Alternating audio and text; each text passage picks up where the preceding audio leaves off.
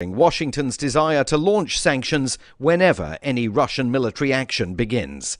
The main news again, Russian President Vladimir Putin has now signed a decree formally recognizing the independence of two breakaway regions of eastern Ukraine. British Prime Minister Boris Johnson has confirmed he's ending the availability of free COVID tests in the UK starting in April. And Canadian Prime Minister Justin Trudeau says it's too early to relax the emergency he declared over trucker protests in Ottawa. There's more from us on Twitter at Feature Story. And that is the latest Feature Story news. Simon Marks reporting. Sea anemones are the most disgusting of all tidal creatures. Their thick tentacle arms are engorged with the collected urine that makes up much of tide pools. Whale urine, fish urine, otter urine, crab urine, all sucked up by the moon and deposited in these natural outhouses. Clownfish share a symbiotic relationship with sea anemones. The clownfish cleans the sea anemone. In exchange, the anemone sprays urine on the face of the clownfish. It's one fetishistic delight. Contrary to popular belief, sea urchins are not in fact animals. Indeed, they are not alive at all. They are simply the clumped-together leavings of the ocean's denizens. This is the Onion News Network.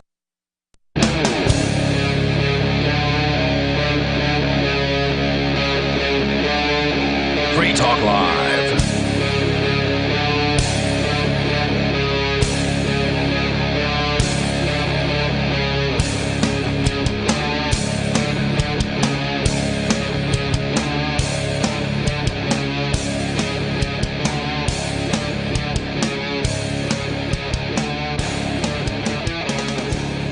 Free Talk Live, you can bring up whatever you want. The phones are, as always, open for you. The number is 603-283-6160. That's 603-283-6160. And you can bring up anything. That is the point of the program. I don't think they got at all into any updates from Ottawa last night.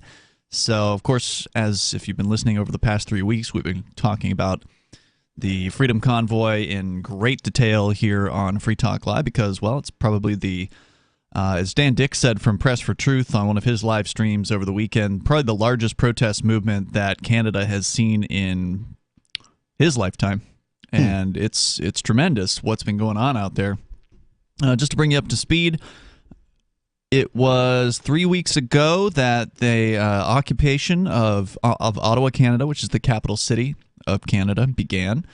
Truck drivers and many supporters, thousands, if not over 100,000 people, have certainly gone through there and come and gone, and many stayed for the entire 3 weeks, occupying the streets peacefully, doing things like throwing dance parties, setting up bouncy houses for the kids, setting up permanent food tents that operated around the clock, feeding anybody who walked up and said they were hungry, and doing it for free, raising over $10 million in donations on centralized donation platforms. Twice, so that's Correct. 20 mil. Yeah, well, I mean, the first 10 mil got refunded, so... You think it's already gone back? I don't know. It's a good question. But yeah, they had no trouble raising $10 million again at the drop of a hat. And so they... I need a hat like that. Right? So they did that, and then, of course, we got into the whole accounts freezing situation where the GoFundMe people froze the $10 million, and then they decided they weren't going to distribute it, although they had already given like $1.5 million, I guess, of it to the organizers, and then TD Bank froze the $1.5 million. They were initially engaged in a conspiracy to steal it. Yes. And hand it over to their favorite charities, but... apparently it was some United States Attorney Generals who frightened them away from that idea. And then they decided they were going to go ahead and refund it, apparently. Then there was a second fundraiser, which was Give, Send, Go, which markets itself as the #1 Christian fundraiser. The CEO of Give, Send, Go said he backed the fundraiser and wasn't going to take it down. And to his word, they didn't take it down. Unfortunately, they got hacked. And the database, which included, I don't know, thousands of donors, was leaked onto the internet. And so that's bad news. Plus, even though they didn't take the thing down, the fundraiser down after it reached its goal, and they tried to send the money out, TD Bank and any other Canadian banks were instructed to not distribute the funds, to not allow the funds to be claimed by the people to whom they belonged. So did the banks end up with the money, or does Give, Send, Go have it? That's an excellent question, and I'm not sure what the answer is. Because if the banks have it, I'm guessing the government's going to steal it. Sure. Yeah, why wouldn't they? If Give, Send, Go has it, at least it can hopefully be refunded. So with all of that, we also heard that there were going to be account freezes put on any accounts of people who were considered organizers of the protest, any drivers, any of the truck drivers who were identified as having been to the protest in Ottawa. And so here's an update from the Deputy Prime Minister, Chrystia Freeland, who is one of the financial goons there in Ontario. So I've got the audio coming up from... So if you can't engage in peaceful protest anymore, does that mean you're supposed to go from zero to violent revolution? Is that what they think the path to change should be? Well, we know the state is happy to use violence. I, of course, am personally against the use of violence. We can talk about that in a moment. But let me play this audio here from Chrystia Freeland. This is her commenting on the account freezes. The RCMP has given to the financial institutions names of leaders and organizers of the protests and of people whose trucks were part of occupations and blockades. That is the only information, according to the RCMP, that the RCMP has given to financial institutions. And by the way, the financial institutions, which she's talking about banks and such, they are now authorized under the so-called Emergencies Act to freeze accounts, and they have no, without any kind of government order, right? So RCMP is giving them a bunch of names, but they may or may not have said freeze these accounts. The banks can just decide, we want to freeze this account. We think the government will like us if we freeze this account, so we're going to freeze it, even though we don't have a court order to do so. We'll freeze your account.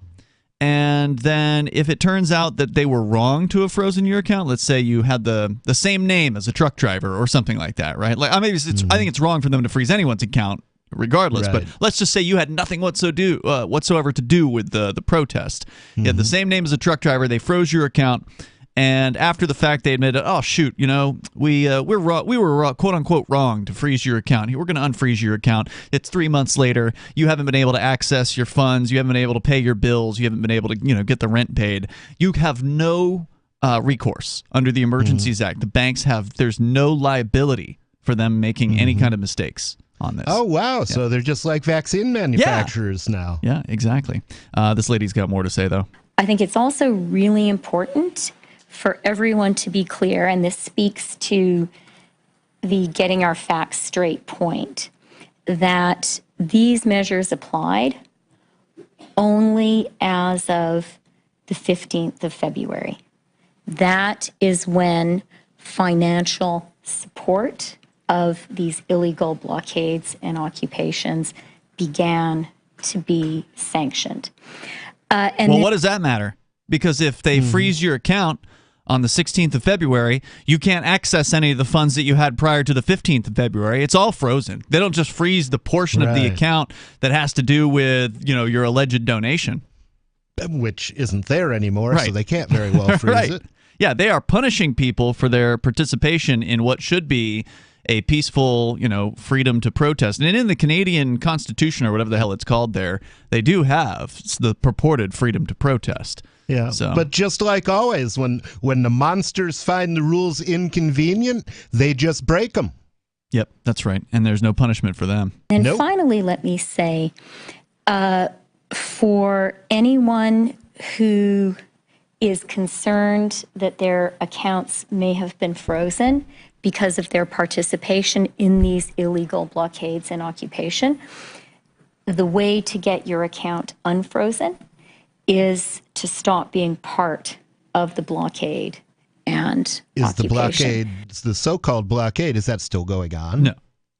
No, so all of the, how can you stop being part of it? Does that mean stop holding the opinions that you held? Right, yeah. Stop believing that they were and are correct? Yeah. Because they are, according to Trudeau, unacceptable opinions. Yeah, how do you prove that, too? Like, if that's indeed what she's saying, how do you prove to the state that you're now on board with their perspective, that you've changed your perspective to be completely obedient? And well, during the Cultural Revolution in China, they had this thing called self-criticism, where you were supposed to go up and you know, do abject apologies to the people for having erred in your thought and disagreed with the dear leader. They still have Maybe that. that's what they have in mind, because, you know, Trudeau is pretty much cut in the same mold as Right. Castro and what's his name, Z over there, or yeah, all the previous president, whoever rulers. the monster in China. He loves is. China. Yeah, he's a spoken about monster that. just like them. Yeah, so like public self-flogging,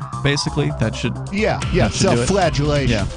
Yeah. So the number here is 603-283-6160. Phones are open. You can share your thoughts with us and bring up whatever you want. By the way, there's a clip of Trudeau coming up talking about how he doesn't think the Emergencies Act should go away. He thinks it should be, you know, let's keep that thing He thinks around. he should be dictator forever. Right, more coming up.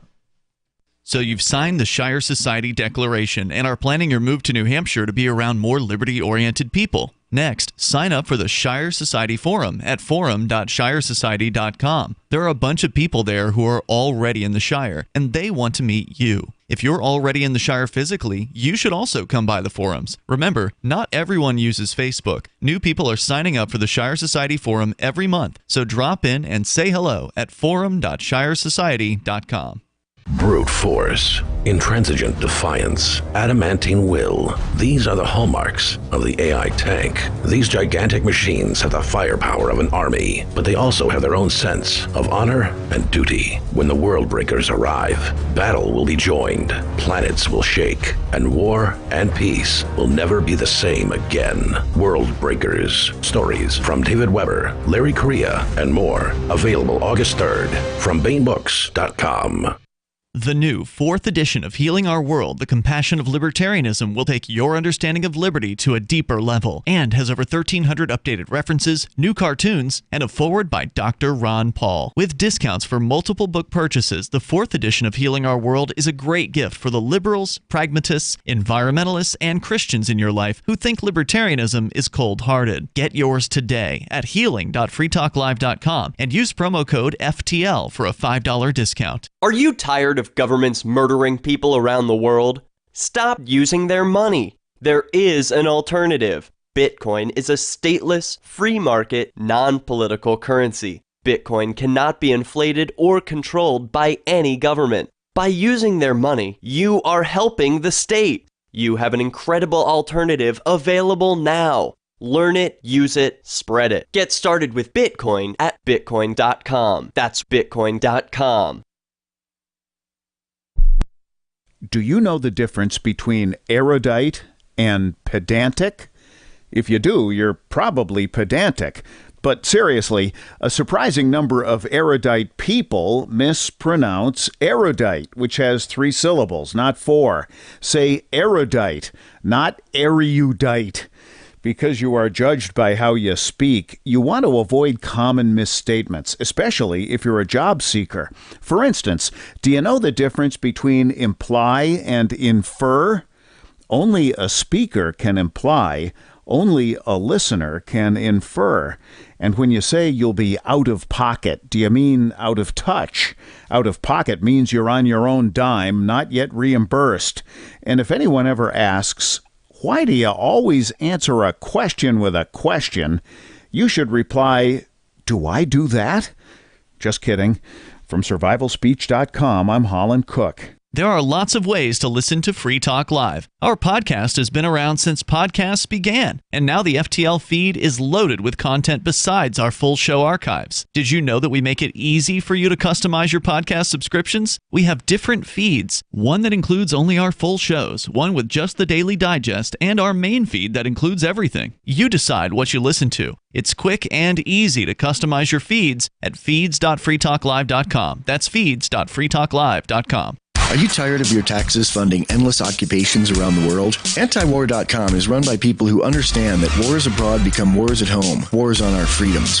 Antiwar.com is dedicated to bringing you the latest in news, views, interviews, and reviews from the top movers and shakers in the anti-occupation movement.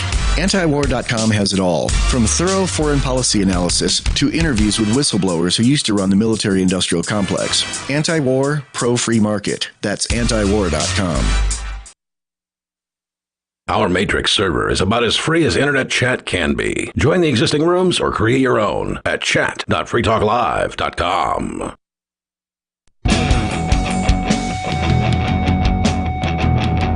Is Free Talk Live. Phones are open here, and you can bring up whatever you want. The number is 603-283-6160. That's 603-283-6160. It's Ian and Bonnie and nobody in the studio here tonight, by the way. I don't know if we did any introductions in the last segment.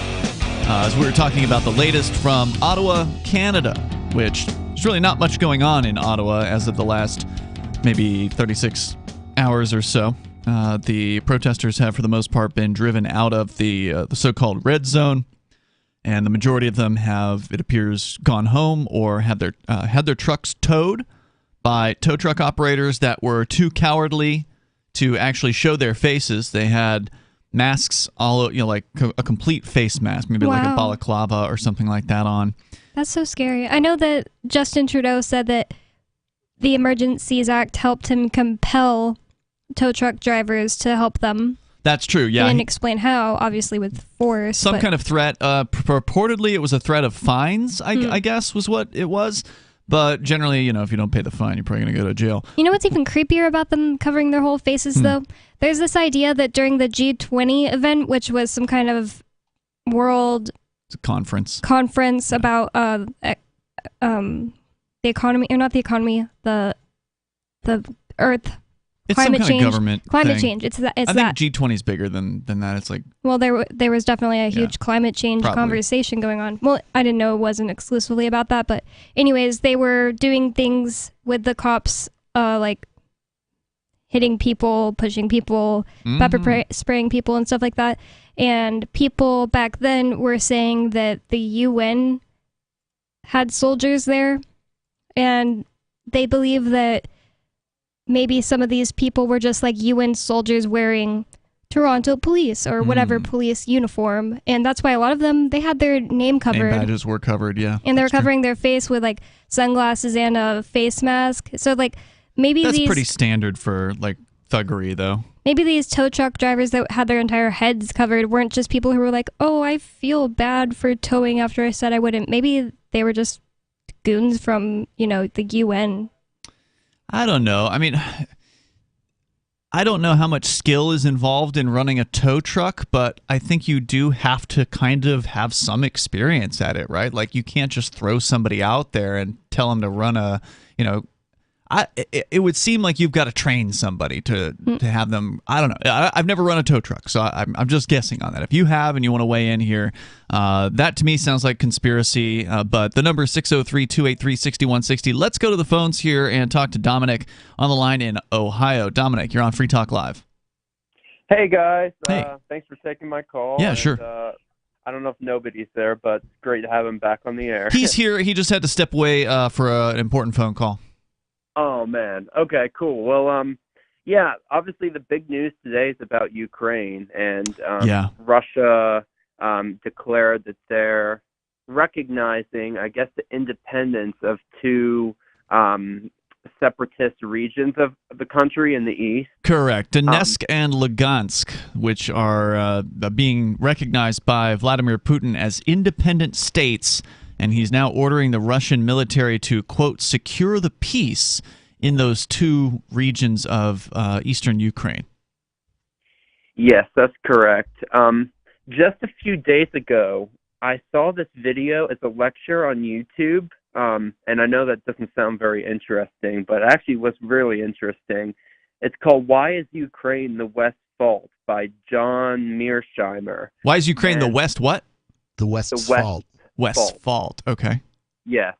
And he basically says that since the Soviet Union fell, that the priority, I guess, of the U.S. and maybe the EU too, but they've wanted to expand NATO and expand the EU right to Russia's borders. So it's effectively equivalent to China having military bases in Canada or in Mexico. Imagine how the U.S. would feel about that. I don't mean to be justifying Putin. Putin, obviously, I have friends in Western Ukraine that I spoke to today, and they're very scared about what's going to happen. So I thought that was really interesting. Yeah, and I think you've got a very good point there. And the other thing is NATO was supposed to exist to oppose the Soviet Union. So if the thing you're supposed to oppose ceases to exist, why would you grow your organization? Why wouldn't you shut it down? Well, there's nothing so permanent as a temporary government program. Yeah, that's true. It's fulfilled its purpose, and it's crazy.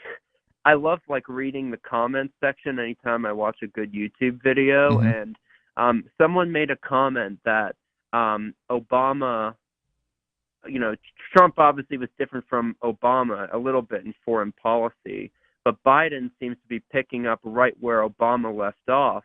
And this person was speculating that the Democrats wanted a war with Russia all along. So I kind of think that Biden he might pretend that he's against Russian aggression, but I kind of think that he really wanted to push Russia to war. Well, yeah, because it's the next great distraction from what's happening in the United States, right? Keep people distracted by COVID. Okay, we can't do that anymore. People are getting tired of it. So let's have a war. Yeah, I mean, he's been an abject failure as president, and his approval ratings are in the toilet.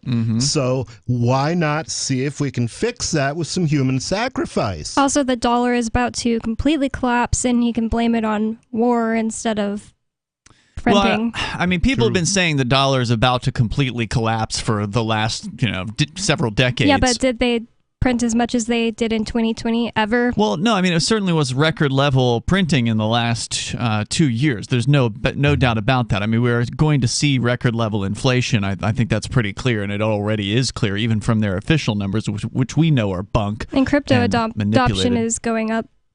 Yeah, it's true. I just don't know if I'm going to go out on that limb and say it's about to collapse. I mean, they've got a lot of tricks up their sleeve, and look what happened in, for instance, in Venezuela. I mean, the Venezuelan bolivar has been in free fall for the last decade, basically, and it's still there, and that regime is still sitting there. Printing it, but I would say that the bolivar has collapsed. Oh, I'll give you that. In that, once your currency is in mass inflation, which I believe is defined as 50% or more per year, I think that's the point at which you can say that a currency has collapsed. I think that's fair. Now, they may stick guns in your face and make you continue to take it, but it's pretty much toast. I read an article recently, I think it was from a mainstream source, and it said one of the tricks of the U.S. government's sleeve is to cut Russia off from the SWIFT system, which is, I guess, the system of international bank transfer. That's right. If they do that, that would effectively mean that Russia would have to, and mind you, they're a petro state, so they could begin accepting currencies other than the USD. Like Bitcoin. That may be why Russia suddenly decided to reverse its stance on cryptocurrency.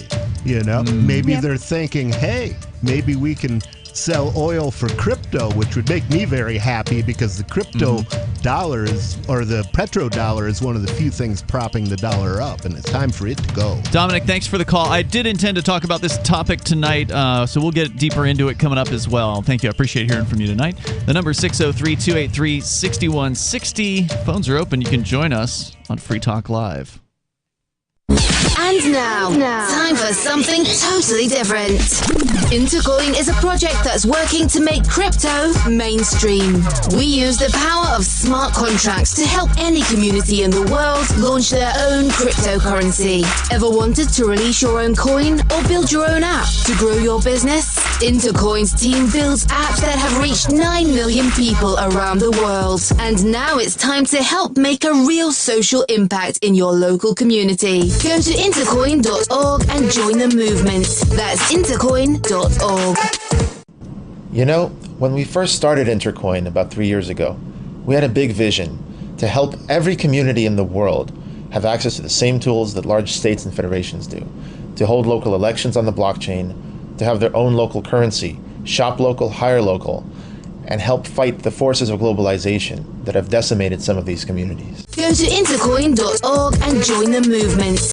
From Feature Story News in Washington, I'm Simon Marks. Russian President Vladimir Putin has signed a decree formally recognizing the independence of two breakaway regions of eastern Ukraine. Moscow will treat Donyetsk and Luhansk as independent states, no longer part of Ukrainian territory. The move torpedoes the Minsk agreements that sought to end the war in the Donbass region and sparks a real possibility of conflict between Russia and Ukraine. President Putin made the announcement in an address to the nation. The simultaneous translation here comes from Kremlin propaganda channel RT.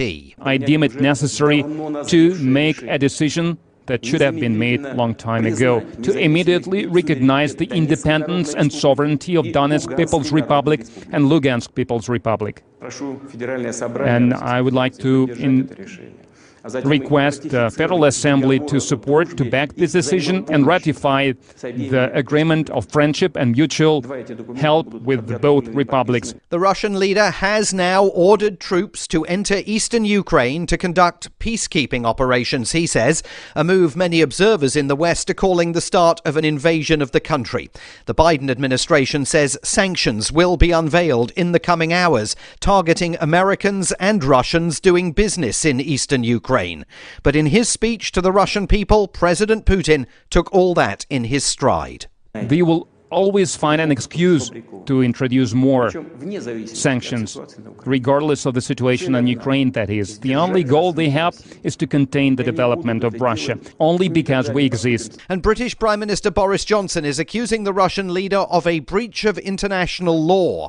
From FSN's London bureau, Chris Jones with that reaction. Asked about the decision at a Downing Street press conference, Boris Johnson declared the move a clear violation of international law. It's a flagrant violation of the sovereignty and integrity of Ukraine. It is a repudiation of the Minsk process and the Minsk agreements, and I think it's a very ill omen and a very dark sign. He says the UK will continue to provide Ukraine with the necessary defensive weaponry to protect its sovereignty. Chris Jones, London. Also at that press conference, the Prime Minister confirmed that he is ending the availability of free COVID tests in the UK. All pandemic restrictions and free testing will end on April the 1st. Other headlines, Canadian Prime Minister Justin Trudeau says he's not ready yet to relax the emergency he declared over the trucker protests in Ottawa, even though the city has now been cleared of them. And there were jubilant scenes at Australian airports today after the country reopened its borders to tourists for the first time in 2 years. From bureaus worldwide, this is F. You can stick it to the man and big tech. Join our FTL social mastodon at social.freetalklive.com. This is Free Talk Live, and you can bring up whatever you want here. The number is 603-283-6160. That's 603-283-6160. We've been telling you about Intercoin and how they can help any business or organization launch their own currency or raise money using their own token. And now Intercoin has launched its investor token worldwide, and you can get it on xmarkets.com. exmarkets.com. All you need is an email address to sign up there. You can keep your privacy intact. You can deposit dozens of different cryptocurrencies at X Markets, including Bitcoin, trade them for Tether, and then use that Tether to buy ITR, which is the Intercoin Investor Token. You can learn more about the Intercoin vision at intercoin.org and buy or sell ITR at xmarkets.com, exmarkets.com. You just might be advancing the cause of liberty around the world. As we continue here, we'll get back into what's going on in Ottawa, but since we actually had a caller call in about the situation in Ukraine, I figure we should change gears to that one. It is something I did want to talk about tonight for sure, because it's been, the Western media has been whipping up a war frenzy for Ukraine for the last, I don't know, several weeks, maybe longer than that at this point. And Russia had been, officially denying, hey, we don't have any plans to invade, and now it looks like maybe they are doing that. But is it really invading if they're going to the separatist regions to protect them from the Ukrainian government? That's an excellent question. They're allegedly separatists. It's hard to say what's really going on there, because the only people talking are governments, and governments always lie. True. Well, there have been, I believe, some assessment of the people in these regions, and the bulk of them do speak Russian. And it is believed that they want to join or rejoin Russia. And that is the excuse that Putin is using for this, what he's calling a peacekeeping mission rather than an invasion. Here's the... yeah, that's what we called Vietnam, too. In that case, at least in the case of Vietnam, there was no claim that Vietnam was formerly part of the United States and that there were people there that, were Americans. No, we were just assisting the Vietnamese government in keeping the peace, because they had people up north who wanted to separate, and they were probably racists and misogynists and homophobic and everything. So here's the official propaganda from the Russian government. That's what RT is, RT.com. This is the story they published today. Russian President Vladimir Putin has officially recognized Donetsk and Luhansk republics as independent states and ordered the Russian military to, quote, secure the peace in the two former regions of eastern Ukraine. Now, my first question is, he's recognized them as independent republics. Yes. Normally what happens is an area that wants to break away will declare itself an independent republic, and then other governments may or may not recognize that. So the question is, did somebody there declare that they were a republic, or did he just recognize them apropos of nothing? According to this story, it comes up in a few paragraphs, the Donetsk and Luhansk declared independence from Kyiv in 2014. Kiev. I've heard it pronounced Kyiv. I think it's Kiev too. But anyway, they apparently, at least according to the propaganda, did. But again, we're just going on what people say, right? Like, we don't know whether the Western media is telling the truth, whether the Russian government is telling the truth. Who knows? And it's also like you and I could declare New Hampshire independent right now. Yeah, let's do it. But the only people who might come to save us from the U.S. government are Trudeau, and he's worse than the U.S. government now. So somehow I think he is. Well, I don't see any help. Somebody said on the social media today that if Putin would recognize New Hampshire as independent from the United States, we'd take it. Yeah, I would be delighted. I mean, Putin is a monster, but I'm not scared of Putin. Yeah. He's never done me any harm. The U.S. government harms me all the time. The Russian president officially signed the decree recognizing the independence of the two breakaway regions on Monday. That's today. He has instructed the Russian Defense Ministry to send quote-unquote peacekeepers into the Donbass, while telling the Ministry of Foreign Affairs to establish diplomatic relations with both Donetsk and Luhansk People's Republics. The measures have taken effect. People's Republics. That's interesting, because usually when you say People's Republic, that's code for communist. Like the People's Republic of China? Exactly. And the People's Republic of the USSR. Correct. As a matter of fact, Ayn Rand makes a point of that in Atlas Shrugged, that all the countries were declaring themselves people's republics. Maybe Sarah is right. It's possible. The Democratic Maybe People's she's on the Russian payroll. There's also the Democratic People's Republic of Korea, which is North Korea. So the measures have taken effect immediately. The Kremlin's official move comes shortly after Putin's lengthy address to the nation on Monday evening, explaining the step as a long overdue response to the brotherly Ukrainian nation becoming a colony of the West and falling under the rule of a Russophobic government, both hostile to Moscow and denying ethnic Russians and Russian speakers basic human rights. And they said that 4 years about lying about Russian interference with the elections didn't have any effect at all. I guess it had some effect. Donetsk and Luhansk declared independence from Kiev in 2014 after U.S.-backed nationalists overthrew the democratically elected government in the Maidan coup. However, Moscow has refused to recognize them until now, saying the problem was an internal affair of Ukraine and needed to be resolved according to the Minsk agreements, which established an uneasy armistice in 2015. Earlier on Monday, however, the Donetsk leader Denis Pushlin and Lugansk leader Leonid Pashchnik formally requested recognition from Moscow once again, as both Donbas regions and Ukraine claimed intensive artillery exchanges along the armistice line. So there's been some level of fighting in these regions between the separatists and the Ukrainian government. So it is a bit of a powder keg situation, it sounds like. Well, and it seems to me like there's a very good solution, which is, let the people who want to be Russian go to Russia. Right. Let the people who want to be Ukrainian, whether they're in Russia or in the Ukraine now, go to the Ukraine, and then just redivvy the territory based on the numbers of people who choose to move. Well, instead, it appears that Putin is going to be moving in his troops into this particular region, saying that this is not Ukraine. He's not invading Ukraine, according to him. He's moving in peacekeeping troops into separate republics who are no longer part of Ukraine by his perspective. So is this exactly an invasion? What the British would say if they invaded New York? Yeah. Is this an invasion of Ukraine?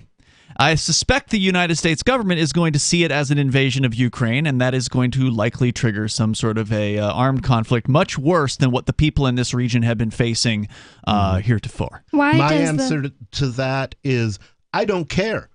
It's not my problem. Indeed. They have their own problems in their own region of the world, and every time we go and stick our noses in something, we make hash of it. So, you mean the federal government gang? Yeah. Yeah, that's what I was going to say. I was going to say, why is that the United States government's problem at all? Why? Well, it's not. But they're going to make it their problem because, they need a war. It's the United States government because Biden needs a wag the dog scenario to hide his utter failure as president. Right. Well, plus it means you can print some more trillions of dollars, right? Like you can spend more money on the military-industrial complex now. I mean, they've been wanting some money ever since the Afghanistan thing came to a close, right? And war is a racket. So Biden did the right thing, and he followed in Trump's footsteps by winding down and in a very wrong way. Although what I'm told, I just picked this story up recently that supposedly the reason that Biden pulled out when he did is because he was told they were going to lose it all in a matter of days, and he better get out now. That's why he did it in a hurry. So it's said. That's why he did it at all. He didn't want peace. 603-283-6160. That's the number here. You can join us. Your thoughts on Ukraine, Ottawa, whatever's on your mind. You can join us here. It's Free Talk Live. Free Talk Live. If I were a parent, and I am not, Mark, you are, I am not, but if I were a parent, then I would be teaching my kids the difference between right and wrong based on whether or not people get hurt, not whether or not some elected official has written some words down on a piece of paper and deemed something to be illegal. There have been so many things over the history of time that have been labeled as illegal. It's legal. It was legal to shoot engines in this country. Did that make it right? Legal and illegal, right and wrong, these things do not correspond here in America. America. They rarely correspond, as a matter of fact. Anywhere. Yeah. Now, there are some things that are illegal that are absolutely wrong, Sure. like murder or arson or destruction of property or However, stealing. it's also illegal to not pay taxes to the federal government. Is that wrong? Absolutely not. It That's is heroic. right to keep the money that you earn. Free Talk Live, 7 nights a week from 7 to 10 Eastern, live on the Liberty Radio Network at LRN.FM. Is oral health important to you? If you don't like your own teeth, fresh breath, or kissing people, then by all means stop listening. Several years ago, I met Jessica Armand, founder and CEO of My Magic Mud, and I became passionate about the product that she created and never want to live without it. It's clinically proven to whiten teeth, but I find it does much more. They want you to love My Magic Mud as much as I do, so they're giving you a money-back guarantee plus 20% off. Go to mymagicmud.com and use coupon code FTL20 at checkout. mymagicmud.com, FTL20. What if you want to hear the latest episode of Free Talk Live, but all you have is your phone, you forgot to download our archive, and you have no data connection? You can call our Listen line at 641-793-0191. That's a long-distance number, so you may incur charges. If not, listen as long as you want. 641-793-0191. The Free Talk Live Listen line, 641-793-0191. Hi, I'm Derek J. To me, an activist's calling is to actively work to advance a cause. The cause for which I work is personal freedom. I believe my life is best when I engage in voluntary interactions and self-government. I reject the idea that anyone else has a higher claim to my life or my body than I do. I see people who call themselves the government as a threat to my personal freedom. I realize you may feel differently, but my relationship with the people who call themselves the government is completely involuntary. If Starbucks used some of its money to drop bombs, I wouldn't shop there. So why would I support the American empire? The empire does not require my consent. Derek J's Victimless Crime Spree. Watch it for free and order the Director's Cut DVD at victimlesscrimespree.com. That's victimlesscrimespree.com.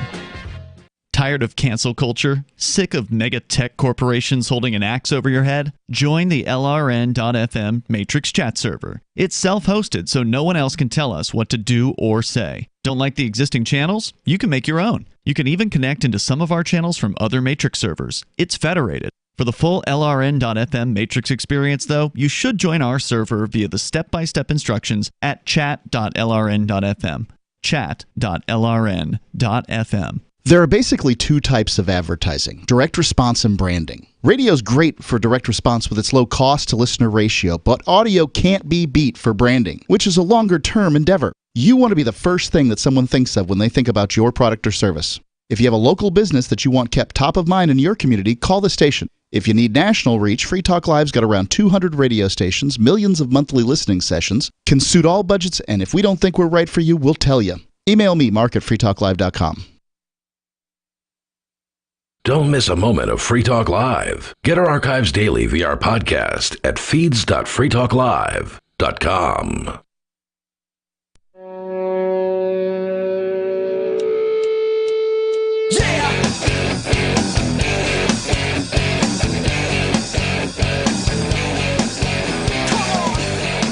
It's Free Talk Live. Phones are open here, and you can join the program. The number is 603-283-6160. That's 603-283-6160. So you can join the show. That's the point of it. We're going to get back into Ottawa and the latest from the crackdown on freedom in Canada. Of course, there's, crackdowns on freedom going around all around the world. It's just Canada's been in the crosshairs recently, so we've been fascinated by the freedom movement there, the Freedom Convoy, as it has been called. And, of course, the big question is, what is the next step? We can continue that discussion, but first, to continue on the Ukraine topic, where apparently Vladimir Putin, in a speech earlier today, said that they were going to be rolling in troops into two regions of what he would describe as former Ukraine, that they allegedly, the there's two regions in eastern Ukraine, Donetsk and another one that had apparently declared independence, supposedly in 2014, but Russia had not recognized that until now. And now they are, and they're saying, oh, well, these two are two independent nations, two independent republics. We're going to go ahead and bring our troops in because we're welcomed there. They want us there, and we're going to keep the peace. We're going to stop these Ukrainian military people or whoever from attacking the people in these regions, and this is a peacekeeping mission. And there's an easy way to tell if they're welcome there. Find out how many Russian heads spontaneously explode when hit with bullets, and that gives you an idea whether the people there want you. Oh, you mean as far as when the troops come in? Yeah. I see what you're saying. See how many of them get shot. Yeah, I guess we're going to find out because that's what's happening. Now, of course, the West perspective is that this is an invasion of Ukraine, that these are not independent republics, that Ukraine has claim over them, and therefore this is an invasion, and therefore the NATO needs to get involved, and Europe and the United States, and troops need to be rolled in, and there needs to be World War III. Is basically what the West. Everybody's all obsessed with what gang of monsters gets to bleed which group of people. And they're all monsters. Yep, that's absolutely true. So what is happening right now? Well, we know a few weeks ago there was a mobilization of, I believe, 3,000 troops. There may have been more since then. If so, I didn't catch the news about it. But there were at least 3,000 troops that were taken from the United States and stationed over in Poland and Germany, and I believe maybe Austria, if I recall correctly, so in nearby areas to Ukraine. But what is happening now? Apparently, according to CNBC.com, the Biden administration is now ordering sanctions. Who are they sanctioning? Apparently, they're going to be sanctioning the breakaway regions. So they've responded to Vladimir Putin's decision to recognize the independence of those breakaway regions by levying a number of sanctions on the region. Joe Biden signed an executive order because they care so much about those people. Ukraine. Yeah. It prohibits new investment, trade, and financing by U.S. persons to, from, or in the so-called Donetsk People's Republic and Luhansk People's Republic regions of Ukraine. Oh, because they don't want to be a part of the government of Ukraine anymore. Correct. I'm sure that'll make a lot of lives better in the Ukraine. And you're being facetious because sanctions just are punishment for the people. It doesn't hurt the politicians of that area. It's a punishment on the average folks who now are no longer allowed to do business with people in the United States. Which certainly won't hurt Russia. No.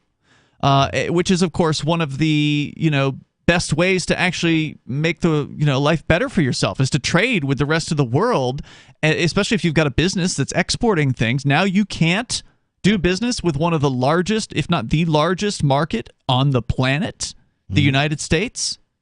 So here's what they said, according to... And I'm sure they'll then back that up by sending a bunch of money to the Ukrainian government to make up for it because, then as the people are starving, the politicians can have great big parties. Well, they already did say that, or Biden already did say that he was either going to or already did send $1 billion to Ukraine. Wow. Billion here and $1 billion there. Pretty soon you're talking about real money. Right, and of course the Ukraine government will probably use that money to drop bombs on these former regions of Ukraine and continue to punish those people. So basically they're going to be punished by the fact that, well, now they've got Russian tanks or troops rolling in. They're an occupied country, although they would probably already argue they were being occupied by Ukraine, so what's the difference? And then they've got the Ukrainian government getting money from the U.S. government to continue warfare in those regions, and on top of that, sanctions, which include, according to White House Press Secretary Jen Psaki in the statement announcing the executive order, quote, "To be clear, these measures are separate from and would be in addition to the swift and severe economic measures we have been preparing in coordination with allies and partners should Russia further invade Ukraine." So I don't know what exactly they're talking about there. Some sort of swift and severe economic measures. Now, does that mean that they are going to, the next step is going to be to roll in U.S. troops? That has yet to be seen. Hopefully that won't happen, but certainly seems like this is what they've been waiting for. They've been looking for this excuse to do just that. It's economic measures, right? Might Correct. just be sanctions. Well, these are sanctions, but it sounds like they may have already had some other sanctions that they were already preparing or whatever. They're not being very clear. Yeah, but for Russia instead of for the... Oh, the whole country of Russia? Could be. Yeah, they're not being clear about what they're doing. A senior Biden administration official described Putin's address as, quote, a speech to the Russian people to justify a war. He said further, this wasn't a speech about just about Russia's security. It was an attack on the very idea of a sovereign and independent Ukraine. He made clear that he views Ukraine historically as part of Russia, and he made a number of false claims about Ukraine's intentions that seemed designed to excuse possible military action. Does the Ukraine have intentions? Isn't it a group of individuals, each of which has their own set of intentions? Indeed. Well, of course, we know that when government gangs talk, they talk about the other government gangs is what they're talking about. I would also be interested to know, do these regions, these breakaway regions, consider themselves completely sovereign, or now do they consider themselves part of Russia, or like the average person there? What do they think? Great question. I suspect that, well, I don't know. I don't want to go out on a limb here, but according to the RT story, the so-called presidents of these regions had reached out to Putin for acknowledgement, and now Putin is giving them that acknowledgement. And assistance, though? Like, did they ask for troops to be rolled in? Don't know. It didn't say that. It was a fairly brief story over at RT. They could have a vote on it. I mean, democracy isn't a great answer, but, you know, it's better than who has the biggest guns. Well, that would be interesting to look at and see when the RT story, which, again, we know it's Russian propaganda, and the Western stories are U.S. propaganda. Yeah. So the Russian propaganda, you know, we understand they're saying that Donetsk and whatever the other one, I forget the other one, but the next door neighbor to Donetsk, that they did declare independence in 2014. So was that a vote? What did that mean when they declared independence? Was it the parliament or whatever the equivalent of that they have there that made that decision, or was it the people? So in what form, and we can try to look into that coming up here and try to get the answer for you, how is it that they came to the conclusion that independence was what the people of Donetsk were looking for? Or are they looking to rejoin Russia? What is exactly that they, were they saying previously? So we're going to try to find out more about it. If you want to weigh in, you can join us here at 603-283-6160. Are you in the U.S. military, and are you hearing anything about potential orders? My little brother, he's in the Air Force, and he's actually in the process of getting kicked out for being one of only 2 people on his base that wouldn't take the vaccine, but they are just dragging their feet and not kicking him out yet. It's really weird. They're like, okay, you're fired basically, but you still have to work for us until we say so. It's really frustrating to me. But anyways, they gave them all paperwork to fill out to explain or to say if they have any family members or dependents in Ukraine or Russia about like 3 weeks ago. And so that's kind of telling. And they have people on a be prepared to go to Ukraine. They're at the ready list. Yeah. But my little brother's not on it because he's not vaccinated, and they just haven't kicked him out yet. It's like they're like, okay, maybe we won't kick out the people who didn't get vaccinated if we're just about to go to war. Well, if it saves him from having to actually go and die in Ukraine, then that's probably the best thing that could have happened. Yeah. I mean, obviously it'd be better if they kick him out. Yeah, I want them to kick him out. So that's the latest as far as what I've seen regarding the Ukraine situation. If you want to weigh in, you can join us. The number here is 603-283-6160. That's 603-283-6160. Phones are open here. Coming up, we'll talk more about what's happening in Canada, where Justin Trudeau is, a total statist. And surprise, surprise, he wants the Emergencies Act to stay in place. Dictator for life. Yeah, so we'll get into that coming up here, and you can share your thoughts as well. As hour number 2 is approaching. The number 603-283-6160. You can bring up whatever's on your mind here on Free Talk Live. And you can join us on our social media site at social.freetalklive.com. If you want to know the latest about Free Talk Live before we go on the air, all you need to decide is how you want it delivered. It's your choice. Visit news.freetalklive.com to receive our usually weekly news updates by email. Plus, we have a Twitter account at twitter.freetalklive.com, and you can follow us on the decentralized Mastodon platform at toot.freetalklive.com. So please follow us at toot.freetalklive.com and sign up for our emails at news.freetalklive.com. Do you feel like your nation, state, or community no longer holds your values? Have you dreamt of a place where people agree that liberty is important and are free to pursue their projects so long as they respect the property of others? There are many people just like you that are discovering freeprivatecities.com. Their social media links are at the upper right of the page at freeprivatecities.com. All skill levels will be needed when the first of the Free Private Cities opens. It's sooner than you think. Stop arguing and build. freeprivatecities.com. Looking for a great real estate investment? Consider New Hampshire, which is ground zero for the Liberty Movement. Your first call should be to Mark Worden from Porcupine Real Estate. He's more than just a real estate agent. He's your New Hampshire concierge. Where are the best places to live? Do you want farm, city, the burbs, or forest? Do you want a duplex or multifamily building so that renters pay your mortgage? There are homes in all price ranges in New Hampshire, and Mark can help with financing too. Invest in liberty and property. Mark Worden can help. PorcupineRealEstate.com. There are lots of ways to listen to Free Talk Live. Our podcast has been around since podcasts began, and now the FTL feed is loaded with content besides our full show archives. Did you know that we make it easy for you to customize your podcast subscriptions? We have different feeds, one that includes only our full shows, one with just the Daily Digest, and our main feed that includes everything. You decide what you listen to. It's quick and easy to customize your feeds at feeds.freetalklive.com. That's feeds.freetalklive.com. You're listening to the live edition of Free Talk Live. Hour number 2 is next after the news here on the Liberty Radio Network at LRN.FM. From Feature Story News in Washington, I'm Simon Marks. Russian President Vladimir Putin has signed a decree formally recognizing the independence of 2 breakaway regions of eastern Ukraine. Moscow will treat Donyetsk and Luhansk as independent states, no longer part of Ukrainian territory. The move torpedoes the Minsk agreements that sought to end the war in the Donbass region and sparks a real possibility of conflict between Russia and Ukraine. President Putin made the announcement in an address to the nation. The simultaneous translation here comes from Kremlin propaganda channel RT. I deem it necessary to make a decision that should have been made a long time ago, to immediately recognize the independence and sovereignty of Donetsk People's Republic and Luhansk People's Republic. And I would like to request the Federal Assembly to support, to back this decision and ratify the agreement of friendship and mutual help with both republics. The Russian leader has now ordered troops to enter eastern Ukraine to conduct peacekeeping operations, he says, a move many observers in the West are calling the start of an invasion of the country.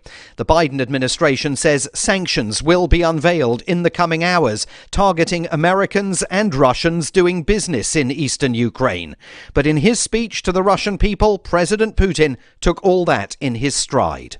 We will always find an excuse to introduce more sanctions, regardless of the situation in Ukraine, that is. The only goal they have is to contain the development of Russia, only because we exist. And British Prime Minister Boris Johnson is accusing the Russian leader of a breach of international law. From FSN's London bureau, Chris Jones with that reaction. Asked about the decision at a Downing Street press conference, Boris Johnson declared the move a clear violation of international law. It's a flagrant violation of the sovereignty and integrity of Ukraine.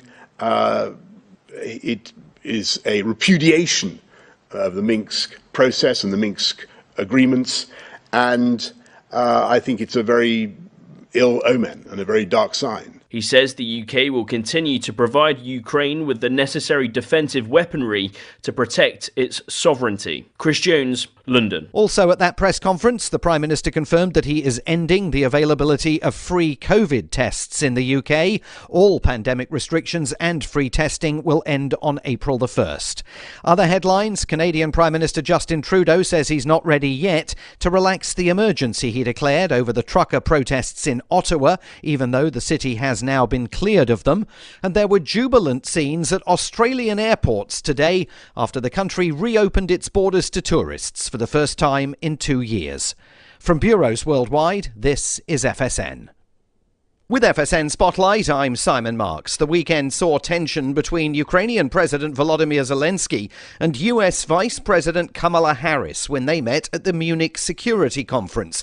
The Ukrainian leader urged the imposition of sanctions against Russia now, wanting to know why the Biden administration wants to wait until after a Russian invasion of his country begins. He even warned of the dangers of appeasing Vladimir Putin at a time when some European allies are not fully on board with the scale of the sanctions the US is proposing. So why aren't they already being rolled out? Rose Gottemuller is an American diplomat with long experience in the region and a former Deputy Secretary General of NATO. Up to this point, Putin and the Russians have been very clever about plausible deniability, that it's the separatists fighting a war in eastern Ukraine that is a just war. With, the Ukrainian fascist government in Kyiv. So it's been that kind of narrative, but it hasn't been anything about Russian boots on the ground. Once it's no longer this separatist activity, but Russian boots entering onto Ukrainian territory, that this will be the start of the triggering process. President Biden shelved plans to spend Monday a holiday in the US at his home in Delaware, underscoring Washington's desire to launch sanctions whenever any Russian military action begins. The main news again, Russian President Vladimir Putin has now signed a decree formally recognizing the independence of two breakaway regions of eastern Ukraine. British Prime Minister Boris Johnson has confirmed he's ending the availability of free COVID tests in the UK starting in April. And Canadian Prime Minister Justin Trudeau says it's too early to relax the emergency he declared over trucker protests in Ottawa. There's more from us on Twitter at Feature Story. And that is the latest Feature Story news. Simon Marks reporting. Coming up a little later, the 10 best careers for someone at your level of attractiveness. Oh, but right now we have something truly incredible for you. Kenneth Quinn is a real-life psychic medium who claims that he can communicate with dead acquaintances. He's written a new book. It's called Small Talk from Beyond, Speaking with Distant Relatives and Friends of Friends Who Have Passed. Hi, Kenneth. Good to see you. Now, Thank Kenneth, you. You've written that you're able to connect people with the spirits of their old college professors or roommates that they didn't really know that well. When did you realize that you had this gift? Well, it was the day after my cousin's friend's wife's funeral. I was at home and I suddenly felt a presence in the room with me. And I heard a voice say, "It's Vicky. Vicky Salchek, Dale's wife." Wow. We made a Tim's birthday thing a while back, and we talked about how hard it is having a cat. Fascinating. This has been so amazing. This has been fabulous. Thank you, Kenneth Quinn, for being our guest. Stay with us because coming up next, we're going to show you how to lose some of that excessive weight by constantly picking at your skin. This is the Onion News Network.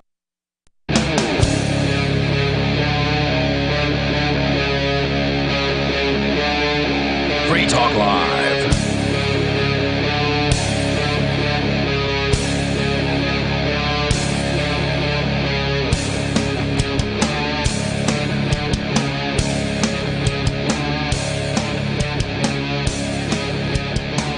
Is Free Talk Live. The number, if you want to join the show, 603-283-6160. That's 603-283-6160. Ian, Bonnie, and nobody in the studio tonight as we kick off the second hour of the show. We've been talking about a little bit about Ottawa, a little bit about the Canadian freedom movement, the crackdown upon that movement, but also what got brought up last hour, and I did intend to talk about it tonight, and was the bulk of the last hour, is the situation in Ukraine, or the what are being described as former states of the Ukraine, which are now, according to Vladimir Putin, considered to be independent republics. Mm-hmm. And, just to get started, I should probably fess up. Apparently, I was wrong last hour when you said Kyiv, and I corrected you to Kiev.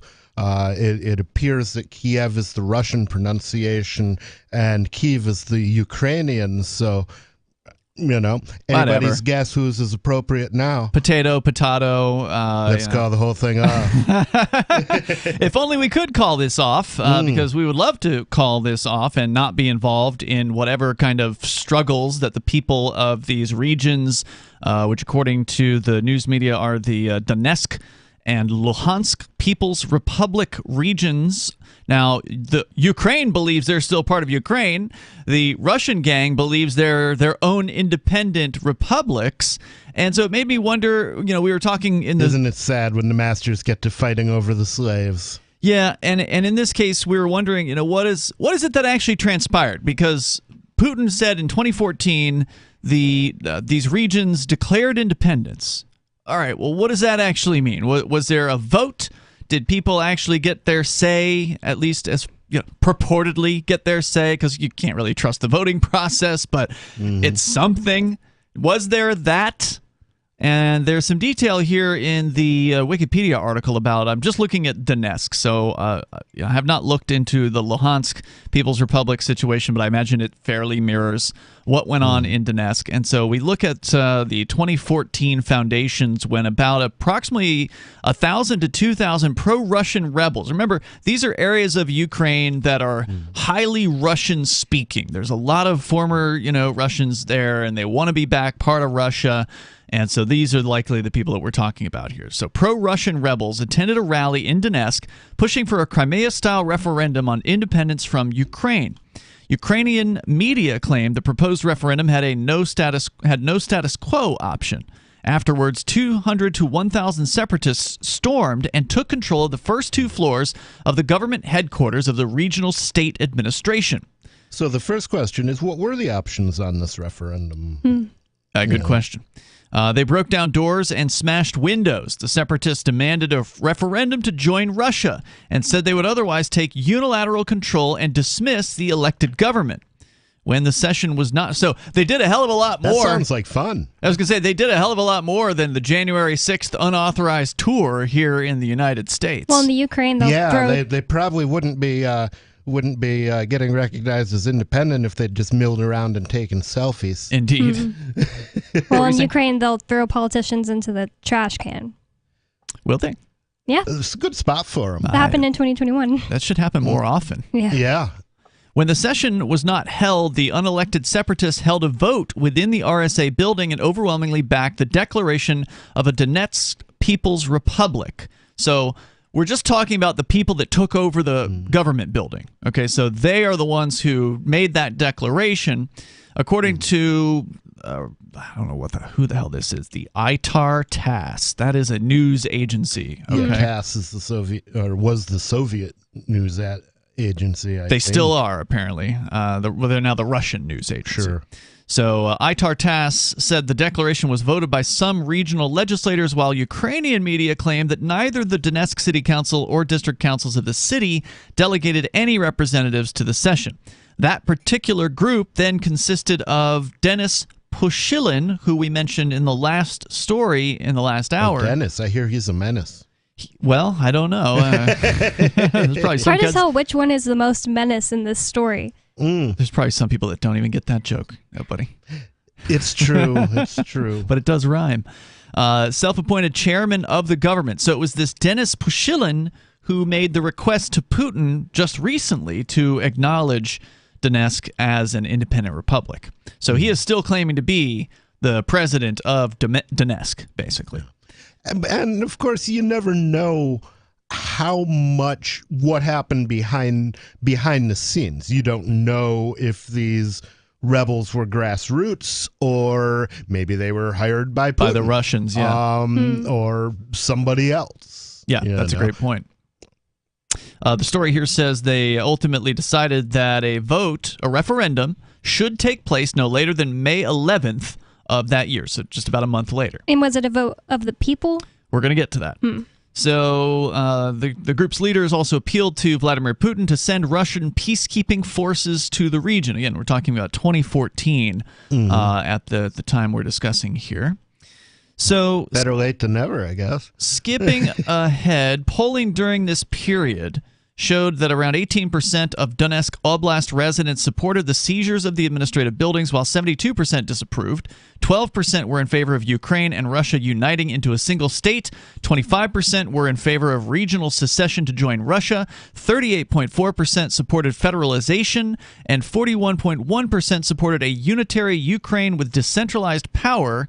and 10.6% supported the status quo. That's just polling. That's not any kind of actual So vote. federalization in that sense would be like they would break off into states and have a federal government like in the United States, but Ukraine? Seems like a good guess, but I can't say for sure. So going on, the independence referendum, which was planned and held on the 11th of May, disregarding Putin's appeal to delay it, the organizers claimed that 89% voted in favor of self-rule, with 10% against, on a turnout of nearly 75% of the population. The results of the referendums, however, were not officially recognized by any government. Germany and the United States stated the referendums had, quote, no democratic legitimacy, unquote, while the Russian government expressed... Because they weren't run by Democrats and Republicans, surely. Because if you don't run your government with Democrats and Republicans only and exclude all other voices, then, you know, you're not really doing democracy. Well, and the United States federal government has, in a lot of cases, supported independence for many portions of the world that were attempting to, I think Brexit. Didn't they support Brexit? I don't know if they did. I don't think I so. thought they did. Maybe not all of them, but they definitely do support the independence of Taiwan from China. China wants to That's definitely true. But they just pick and choose. They certainly haven't sanctioned Great Britain for leaving the EU, so I mean they are supporting them in that they're recognizing them, right? So the Russian government, however, expressed, quote, respect for the results and urged a civilized implementation. On the day after the referendum, the People's Soviet of the Donetsk Republic. Wow. Okay, hold on. The People's Soviet of the Donetsk People's Republic claimed Donetsk to be a sovereign state with an indefinite border. Do you know what a Soviet is? What is it? A Soviet is what they called the committees that were formed just after the Russian Revolution that were very, very local. And of course, they ended up in the name of the Soviet Union, but they were basically the little local gangs that took over. So the union of the committees, basically, the Soviets. So they proclaimed Donetsk to be a sovereign state with an indefinite border and, quote, asked Russia to consider the issue of our republic's accession into the Russian Federation, unquote. It also announced it would not participate in the Ukrainian presidential election, which took place on the 25th of May. So, as expected, different people say different things about this Declaration of Independence. Some people are recognizing it, other people are not.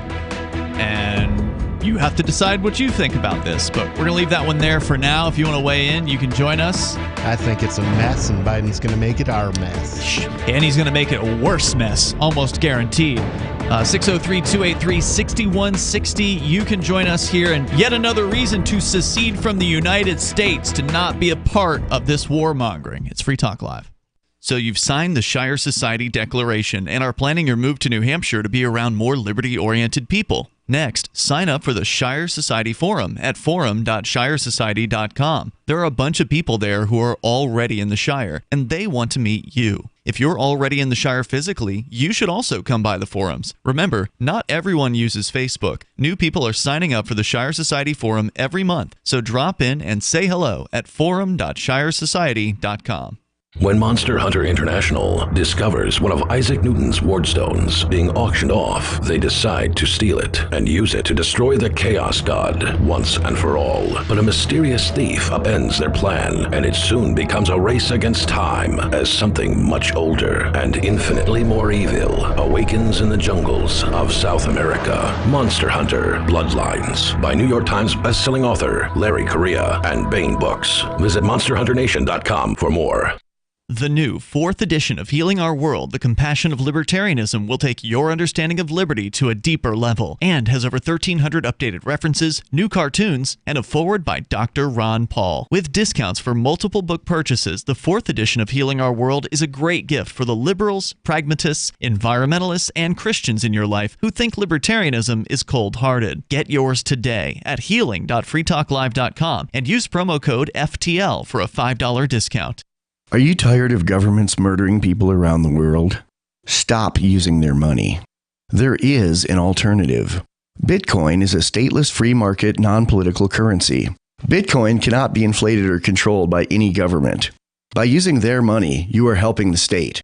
Stop doing it. You have an incredible alternative available now. Learn it, use it, spread it. Get started with Bitcoin at bitcoin.com. That's bitcoin.com. On Free Talk Live, we're bringing people to the ideas of liberty every day. From wrestling superstars like Glenn Jacobs. You guys really are having an impact, I believe. Like I said, a lot of where I am now is due to listening to Free Talk Live. You changed my mind on some very important issues years ago. To random people tuning in on the radio. I was kind of stuck in the left-right paradigm. I heard your show by chance on a Saturday night. From there, I went on, joined the Free State Project, and become an amplifier. So, I mean, that's really the reason why I amp is because I know that if it wasn't for you guys being on as many stations as you are, I never would have found the ideas of liberty.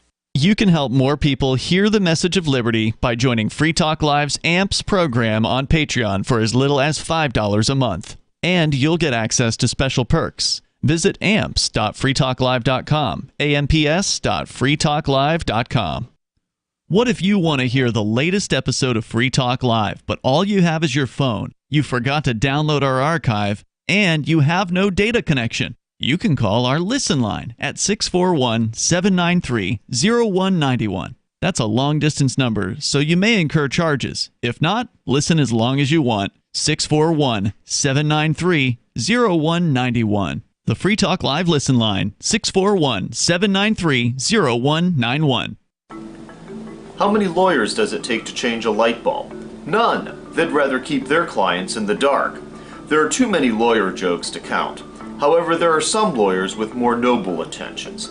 At the Institute for Justice, we bring the light to our clients. We are a non-profit public interest law firm with clear values and principles. At IJ, we fight for those whose most basic rights are denied by the government. Visit our website today at ij.org.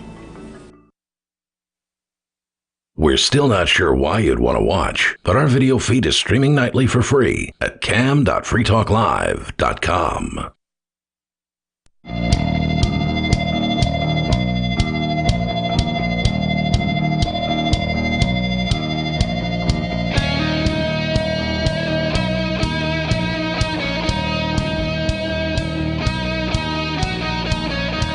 All right, it's Free Talk Live.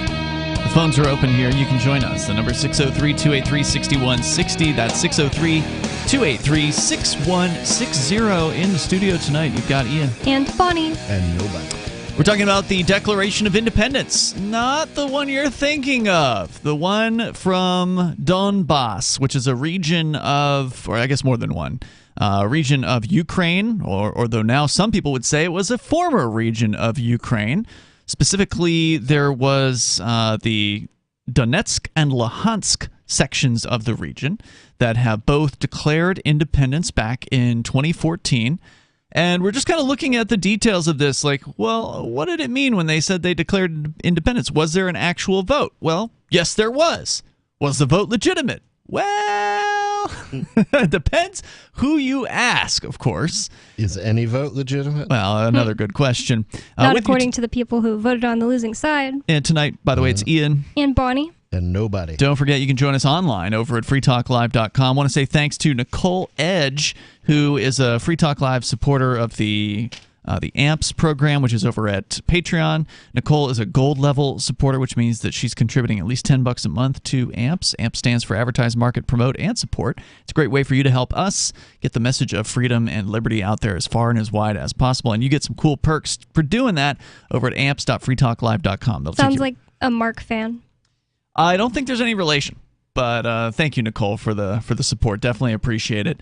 Over at amps.freetalklive.com. Let's go to your phone calls and thoughts. Bad Slave on the line in New Hampshire. You're on Free Talk Live.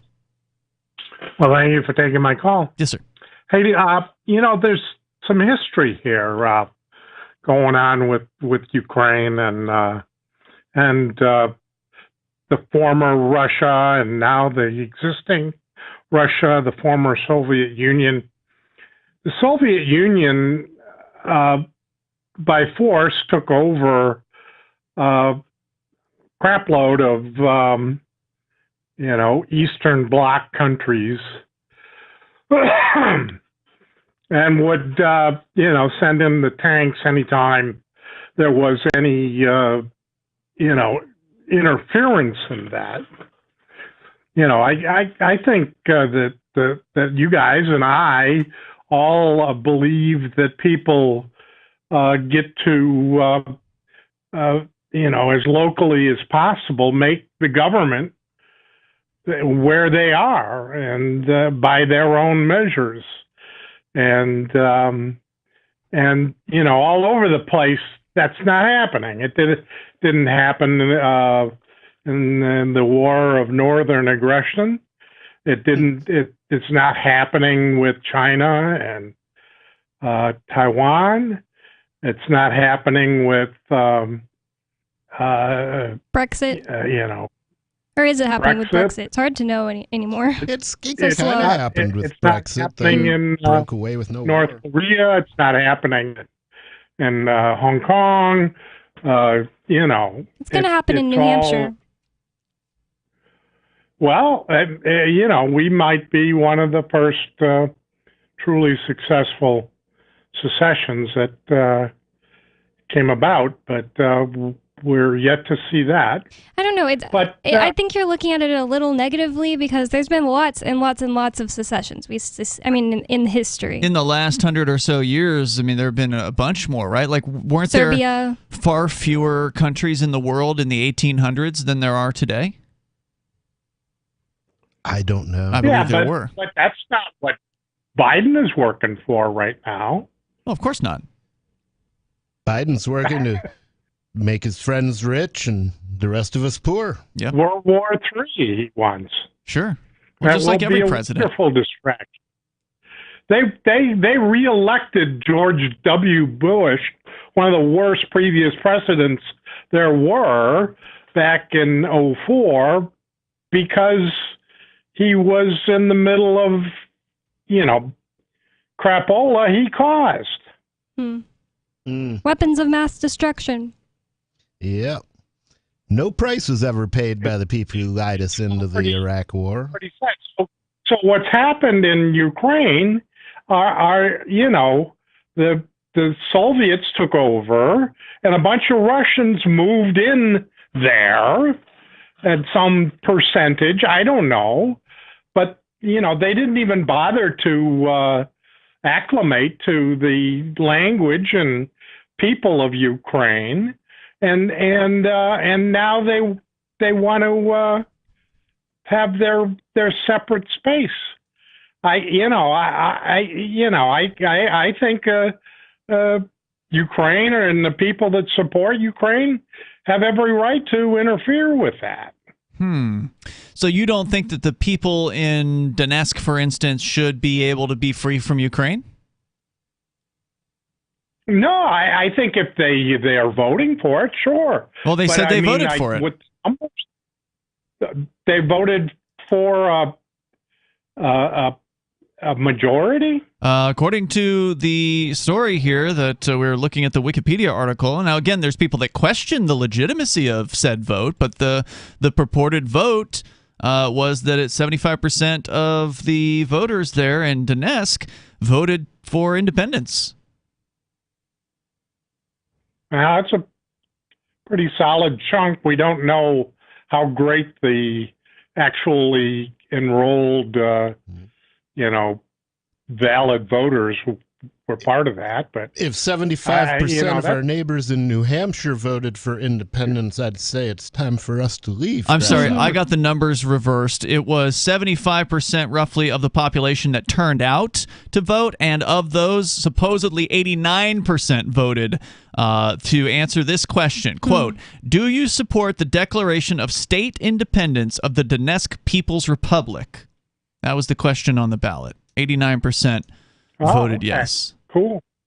But then again, there's people that say the vote was illegitimate. I mean, so if you look deeper at this, of course, you'll find that, surprise, surprise, the Ukrainian government The Ukrainian media reported the day before the referendum that a group of pro-Russian separatists were discovered in possession of nearly 100,000 ballots already marked with a yes vote. Wow. It seems to me that if that was back in 2014, the people who wanted to be a part of Ukraine should have moved west, and the people who wanted to leave should have stayed in or fought back those places. Well, they are fighting, right? Now there's actual fighting. There's been fighting going on in these regions. Yeah, but why fight over a region instead of just being okay, let's go live in Kiev where we'll definitely be part of Ukraine? I mean, yeah, well, I totally understand, and that's why I want to see more people physically moving here in the United States. Let's get the people who cannot get along to move away from one another so we can stop fighting with each other.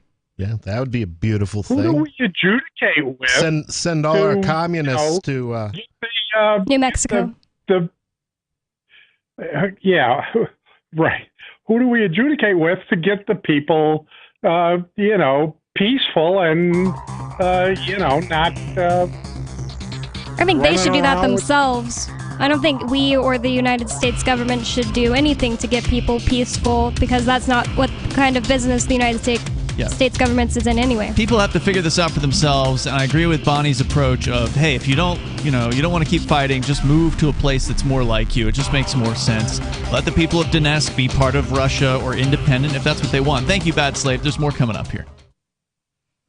Free Talk Live's video archives have been on LBRY for years. LBRY is an uncensorable, decentralized, blockchain-based media sharing protocol, and we're big fans of it here on Free Talk Live. In 2020, LBRY launched Odysee, a video sharing website to compete with YouTube, and it's really taking off, now with over 1 million channels, many of whom are disaffected YouTube creators. During YouTube's crackdown for not towing the government line on COVID, the Free Talk Live YouTube channel started receiving strikes and could be completely taken down at any moment. Thankfully, Odysee started offering live streaming, so we're now streaming live every night and posting our video archives permanently to Odysee. You can watch live or anytime on our Odysee channel by visiting video.freetalklive.com. If you want to go all in, download the desktop app at lbry.com, and then every video archive you watch, you'll help seed and keep it online forever. At minimum, we ask you visit video.freetalklive.com and follow us on Odysee today. video.freetalklive.com.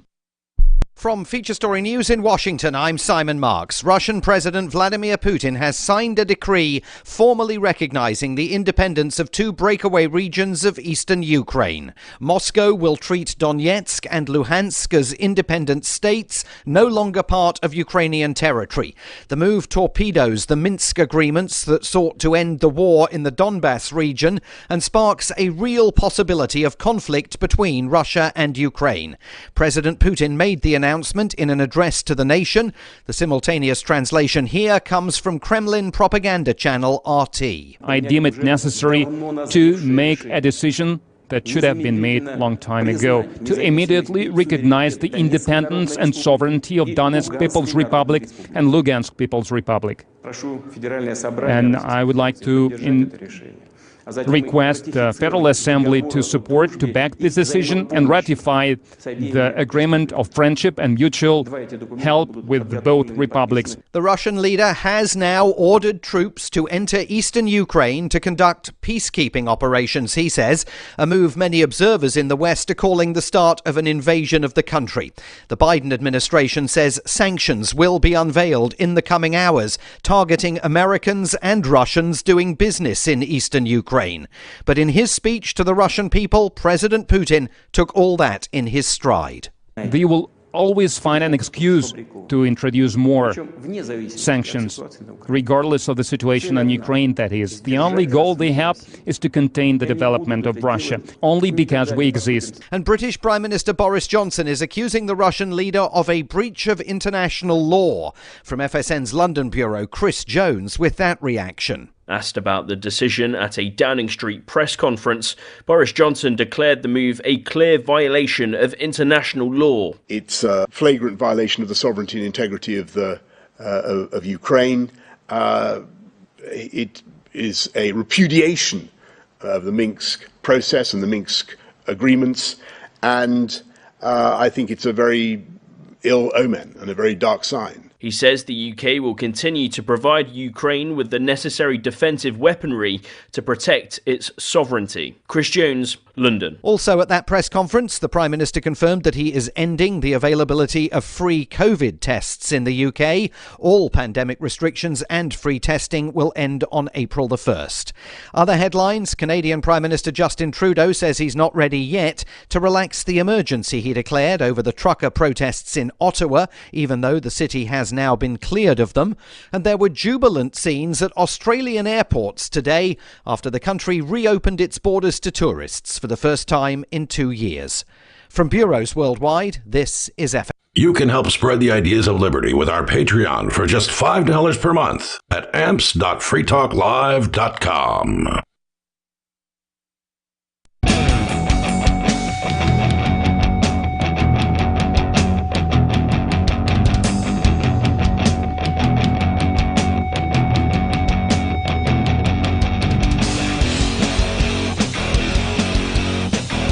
It's Free Talk Live. You can join the show. The number is 603-283-6160. 603-283-6160. And in the studio here tonight, you've got Ian. And Bonnie. And nobody. Bring up whatever's on your mind. There's more about this election, but let's just, I think we can finish the discussion by saying some people said it was legit. Other people said it wasn't. And that's where we're at now. And Putin is saying that it was legit. He's saying that this area, Donetsk, and the other, the next door province, or whatever you want to call it, state, Luhansk, had declared their independence. He is now recognizing that as legitimate and moving in troops to support them, supposedly. Well, he must be telling the truth because KGB agents aren't allowed Never to lie. One other question I have is, are they declaring independence together and now they're one thing that's independent, no, they're or two separate? independent republics, supposedly. Yeah, I don't think it's independence if you declare it together. Well, they could be independent from Ukraine and Russia, but be their own thing. But they could be an independent federation, I suppose. So anyway, the phones are open here. You can join the show. The number is 603-283-6160. Let's get back to a current communist, Justin Trudeau. He is the prime minister, supposedly, in Canada, and the sick power freak that has admitted publicly that he really idolizes the Chinese government. Yeah. We played a clip of that. I don't know if you were on that show last week. Emulating his idols now. Yes. Were you on that show, the show where we played that clip? Yeah. Yeah, so I don't think you were on it, Bonnie. On that episode, we had it looked a little on the older side, like maybe a few years old, but he was in a room full of people and expressing how he really thought the Chinese government had it down. That they can he described it as they could turn on a dime if they wanted to, and they can, help with the environment, and they can do this, and they can do that. And if they don't like somebody, they can just cut them up and sell them to Saudi Arabia as spare parts. Yeah, or they can put them in a camp to change their brain. Yeah. So he was just really gushing about China in this particular statement. The government just has so much power there. And now here's what he has to say. He can't even do a little medical experiment on everybody. After cracking down on the Freedom Convoy in Ottawa, as well as the different bridges and border crossings that there had been people occupying those there in Canada, those crackdowns have occurred. It's pretty much done for at this point. Yesterday, we watched, all weekend I've been watching the footage from Ottawa as far as what was happening. It was Friday and Saturday. It was heavy attacks by the police, pushing crowds of people back, using pepper spray, using violence, using batons, using horses to trample people. All of that happened in about 48 hours. Gas canisters. Gas, to shoot at people Shooting and then people. explode. Yep. Just absolutely horrible what they did. Towing people's trucks, stealing cars, breaking into RVs. Breaking windows on trucks, and, of course, arresting people. Yeah, I sent a email to the Ottawa Police Department. Oh, nice. Information. The propaganda division. Yeah, and basically it just said, I've been watching you guys from America, and I don't know if you don't know or you don't know, or you don't care, but I just wanted you to know that you people are monsters. Yeah. And now the head monster has this to say after that this crackdown over the last few days. Here's what his statement is regarding the so-called Emergencies Act that justified a lot of this. As I said, the Emergencies Act is not something to undertake lightly, and it's something that needs to be momentary, temporary, and proportional. That's why every single day I'm receiving briefings and we are reflecting on how much longer the Emergencies Act needs to be in place. Sure they are. Just Forever. wait until all independent thought is gone from Canada. We don't want to keep it in place a single day longer than necessary. Why wouldn't he? But even though the blockades are lifted across border openings right now, even though things seem to be resolving very well in Ottawa. By the way, speaking of Ottawa, it was pointed out by, I think it was Lincoln Jay, who works for the Rebel News Agency, that the Ottawa police have succeeded in completely destroying Ottawa's downtown as far as business is concerned. Like, during the protests over the last 3 weeks, until the police came in heavy force, during the protests, you could still get around. You could still go to a restaurant if they were open. Now they're forcing the restaurants to close even if they want to stay open. Correct. Now nothing is open in the downtown Ottawa area. They've all been ordered to close, and no one could get to them anyway because there's a bunch of goons all over the streets with 100 checkpoints. Asking for your papers if you go there. They must be happy that the truckers are no longer disrupting the economy. That's the point, right? That's the point. Like, when the truckers were there, if you wanted to open your business, you'd have record sales. And there were some businesses that did open up, by the way, during these protests. And they were doing very, very well. They were doing brisk business. So, but now they can't open at all. Another thing I saw was that the week before the protests, before any truckers showed up, there were 31 or 35 street crimes reported. And then the whole 3 weeks the truckers were there were like 3 reported. Wow. That's amazing. That's because more good people being in a place means less bad things are going to happen. Yeah. Right? Let's go on with the last few seconds. And also, people had free food available. That helps too. Here's the last few seconds of what he has to say about the Emergencies Act. So again, he's saying, we're being very careful. We're meeting every day to determine we don't want this thing to go on for longer, this Emergencies Act. We don't want these powers. We're being very judicious. Here's what he says. This state of emergency is not over. There continues to be real concerns about the coming days. People still disagree with me. But we will continue to evaluate every single day until we can get them all into concentration camps. Whether or not it is time and we are able to lift this state of emergency. Okay, so he's saying they are not lifting the so-called state of emergency. The Emergencies Act is going to continue to be in place, even though they have total control over the city of Ottawa at this point. They don't.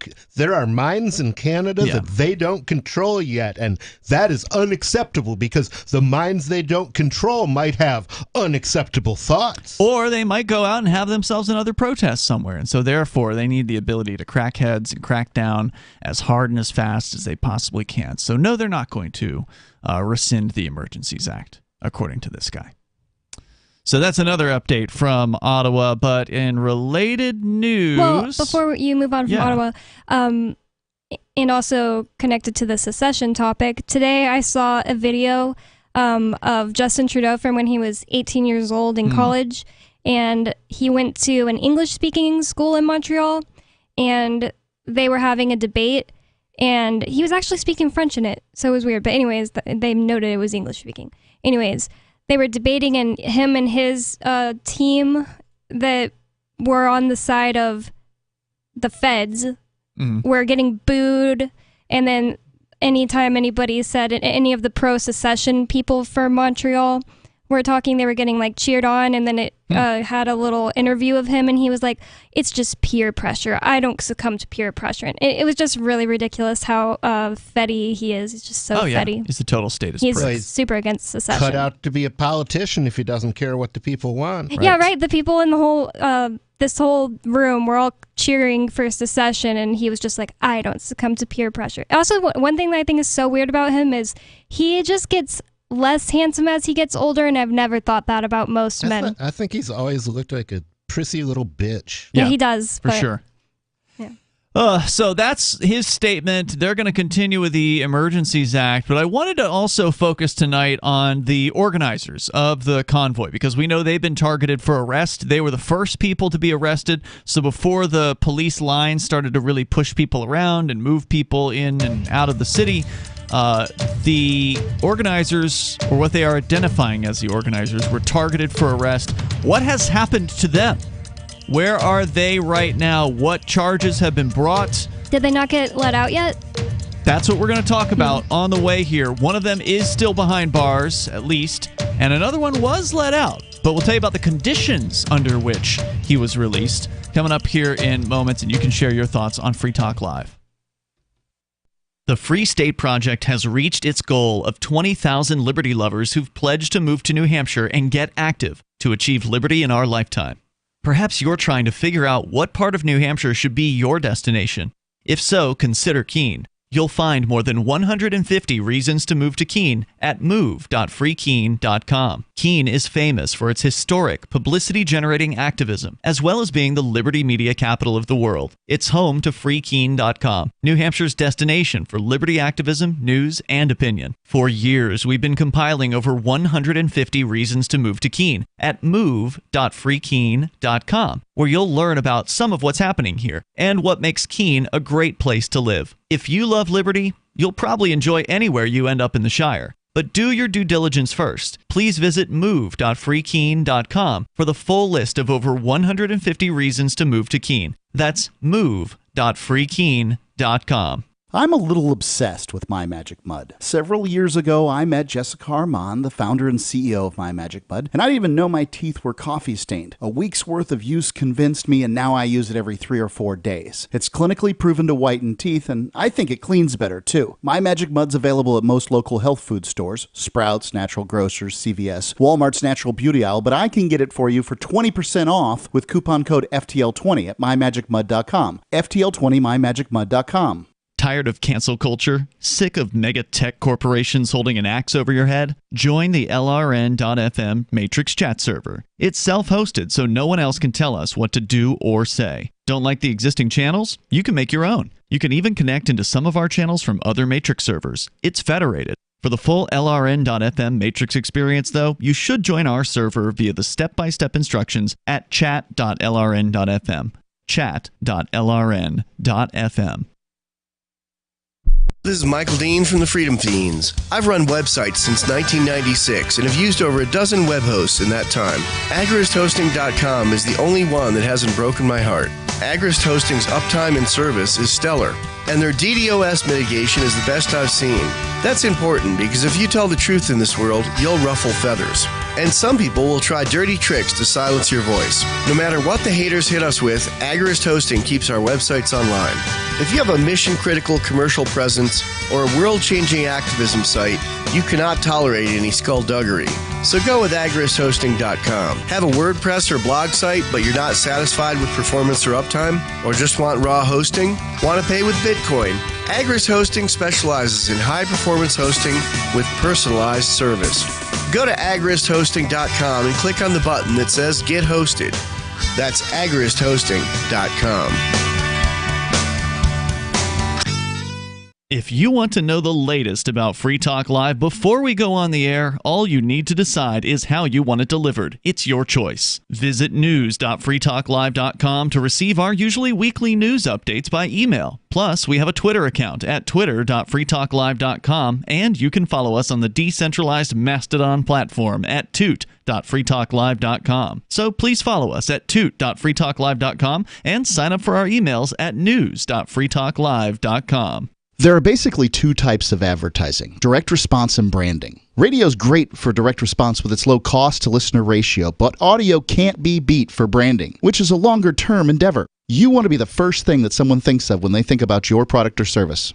If you have a local business that you want kept top of mind in your community, call the station. If you need national reach, Free Talk Live's got around 200 radio stations, millions of monthly listening sessions, can suit all budgets, and if we don't think we're right for you, we'll tell you. Email me, mark@freetalklive.com. Yep, we still do email. Drop your email address in the entry box at freetalklive.com, and you'll be kept in the loop with Free Talk Live.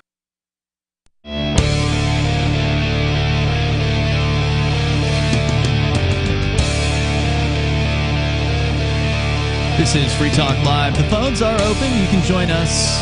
Number here is 603-283-6160. That's 603-283-6160. We're talking about some international news tonight, specifically Russia invading or protecting. Depends on your perspective. When it comes to the Ukraine, when it comes to what some would say are former regions of Ukraine in the Donbass, I believe it is, regions that declared independence in 2014. You can weigh in on that situation if you want. We're also back on the Ottawa, Canada situation, which is pretty much wrapped up at this point. Yesterday, we were watching some of the footage that the remaining streamers that were still there in Ottawa were showing, and I do want to pull up some of this. I don't have it queued up at the moment. But one of the ladies from Rebel News, Alexandra, I believe is her name, she was, take you back a little further, she was in the crowds when the police were pushing and attacking people, and she got like a tear gas canister to the leg. Yeah, she said that the people around her saw the cop aim directly at her and then shoot her with the canister in the leg. Then, of course, it explodes too, so she thought she got shot with a gun. Wow. Yeah, so that happened to her, and the next day she was walking around the streets in the morning, and there was like a 40-minute long video where she leaves the hotel and she just wants to go and, just scope things out and see what things are like, because the night prior to that there were still, I don't know how many thousands of protesters that were still in the streets. They were throwing like a big party where they were playing music and dancing. This was after the police had been pushing them all day down into a one sort of cordoned off area where the police ended up putting up 10-foot tall fences. So they basically created a sort of streets level prison for the protesters. And so they threw a big party, and that was the last that we saw of it on Saturday night. They have night. A country-sized prison.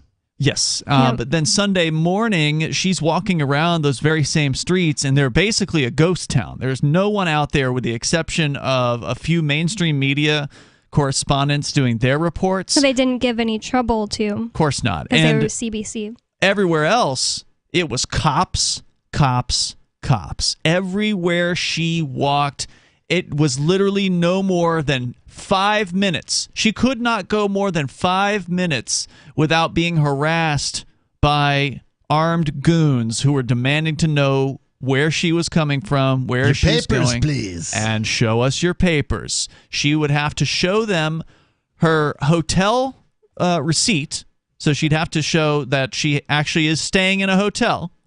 And she would have to show that she's a member of the media in order to even be allowed out onto the streets. Yeah, and they would ask her, do you have any proof that you're a member of the media? And she'd hand them her press badge with her picture on it and information, and like multiple cops were like, I can't recognize this. You could have just printed this up yourself. Yeah. And she'd say like, well, you can go to the website and my face is on the website Didn't too. matter. And they didn't care. They're just like ignoring her. Even So though CBC, it was fine for them to be there because they're government propaganda. Yeah, it's pretty ridiculous. The mainstream media is the entertainment wing of the military-industrial complex. Indeed. So let's see. Continuing here with what's going on there, I wanted to find out what happened to the convoy organizers, because remember it was like Thursday night. We had seen that 2 of the organizers were arrested. One of them was someone I hadn't heard of, named Chris Barber. He was the first to get taken down. And then there was another lady named Tamara Litch. And Tamara was the name I had heard of because her name was on the fundraisers. So whenever you looked at the fundraisers that ultimately ended up getting frozen and not able to be used, but she was one of the key fundraisers for this group. She was arrested. The story from globalnews.ca, police say that Pat King apparently was also a leading figure. He was arrested. And Tamara Litch will be appearing in court on Tuesday. So they were held. Did you see the video of them breaking King's window? No. He was pulled over and they're like, are you whatever, Chris King? Is that his name? Pat King is one guy. Pat here. King, yeah. They were like, is that you? And he was like, yep. And he was live streaming. And they were telling him to get out, and he was like, I want my lawyer on the phone and all this stuff. And they break the window, like his driver's window with him in there, and unlock the car and everything. That's scary. So they say that he's facing charges of mischief, counseling to commit mischief, and counseling to commit the offense of disobeying a court order, and counseling to obstruct police. He hails from Red Deer, Alta, live streamed his own arrest on Friday. So that's what you're referring to there. People are violating your rights. You're supposed to obstruct them.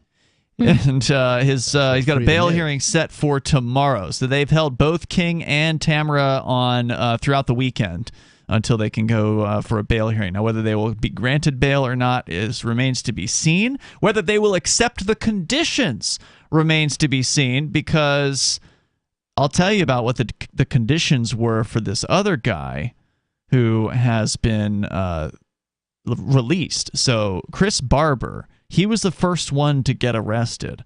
According to the story here, and this is straight up propaganda from Newsweek, headline, Freedom Convoy, in quotes, leader done with organizing after night in Ottawa jail.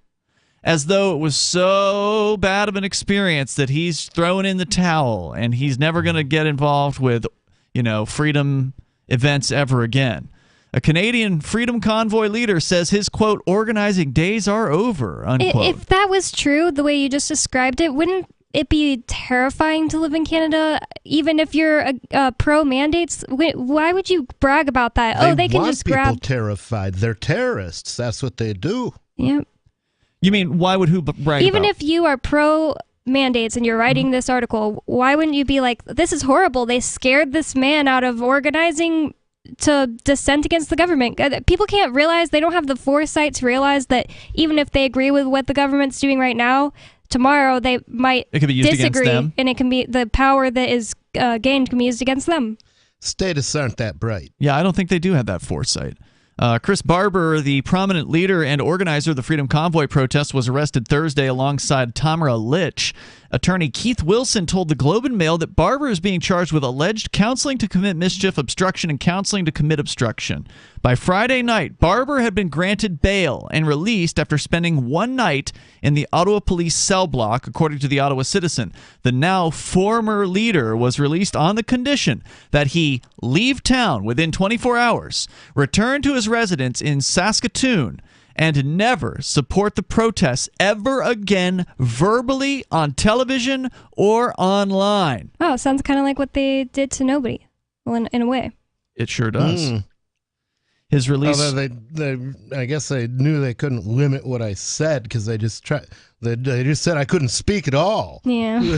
Barber runs a trucking business that employs 4 other drivers and was able to post the $100,000 that he needed for bail. Oh my goodness. On these charges. Wow. His business operates across the prairie regions of Canada and in parts of the U.S. He's also required to remain at his home until his case has made its way through the Canadian justice system, so-called. So does that mean he can't leave his home at all? That's what it sounds like. Wow. He's on house arrest. He will have to check in with Ottawa homicide detective Chris Benson periodically over the phone and is banned from communicating with other convoy leaders. Wait. The police are the only people that killed anyone. They killed that lady with a horse, but the protesters didn't kill anyone.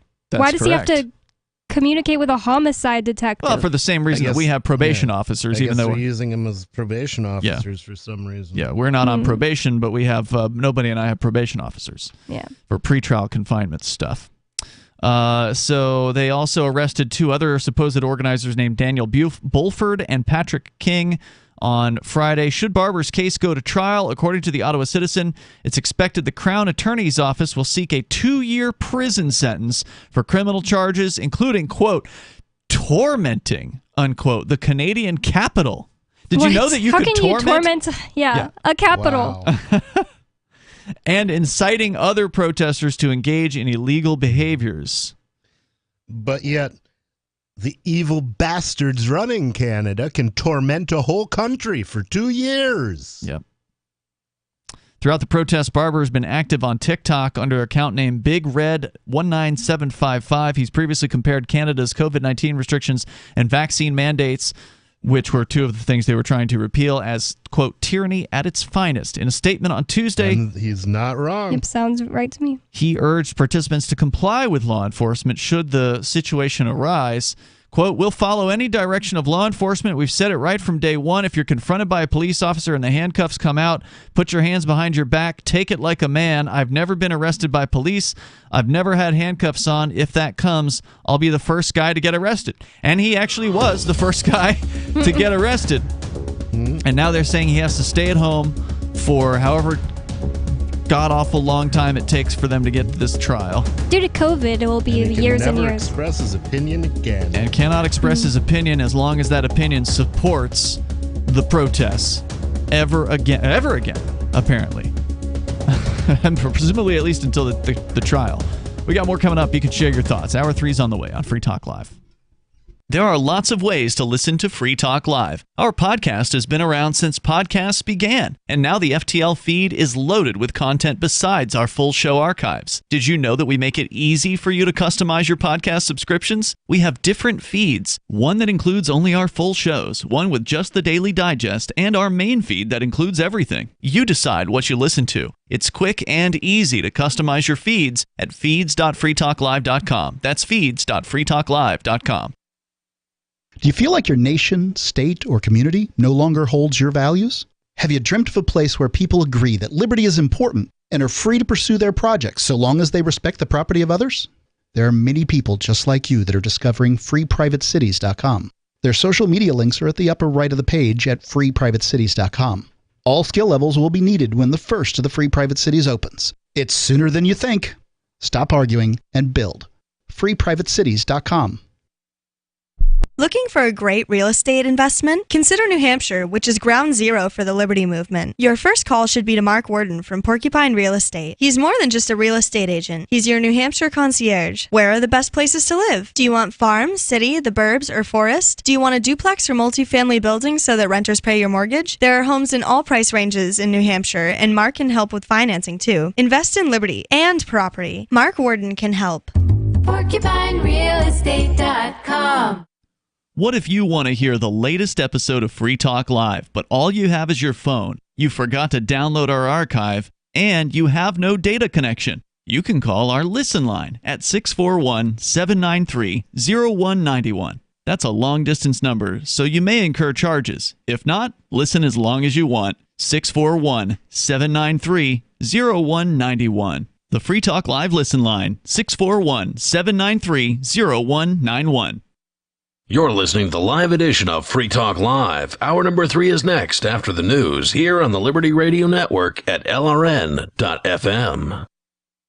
From Feature Story News in Washington, I'm Simon Marks. Russian President Vladimir Putin has signed a decree formally recognizing the independence of 2 breakaway regions of eastern Ukraine. Moscow will treat Donyetsk and Luhansk as independent states, no longer part of Ukrainian territory. The move torpedoes the Minsk agreements that sought to end the war in the Donbass region and sparks a real possibility of conflict between Russia and Ukraine. President Putin made the announcement in an address to the nation. The simultaneous translation here comes from Kremlin propaganda channel RT. I deem it necessary to make a decision that should have been made a long time ago, to immediately recognize the independence and sovereignty of Donetsk People's Republic and Luhansk People's Republic. And I would like to request the Federal Assembly to support, to back this decision and ratify the agreement of friendship and mutual help with both republics. The Russian leader has now ordered troops to enter eastern Ukraine to conduct peacekeeping operations, he says, a move many observers in the West are calling the start of an invasion of the country. The Biden administration says sanctions will be unveiled in the coming hours, targeting Americans and Russians doing business in eastern Ukraine. But in his speech to the Russian people, President Putin took all that in his stride. They will always find an excuse to introduce more sanctions, regardless of the situation in Ukraine, that is. The only goal they have is to contain the development of Russia, only because we exist. And British Prime Minister Boris Johnson is accusing the Russian leader of a breach of international law.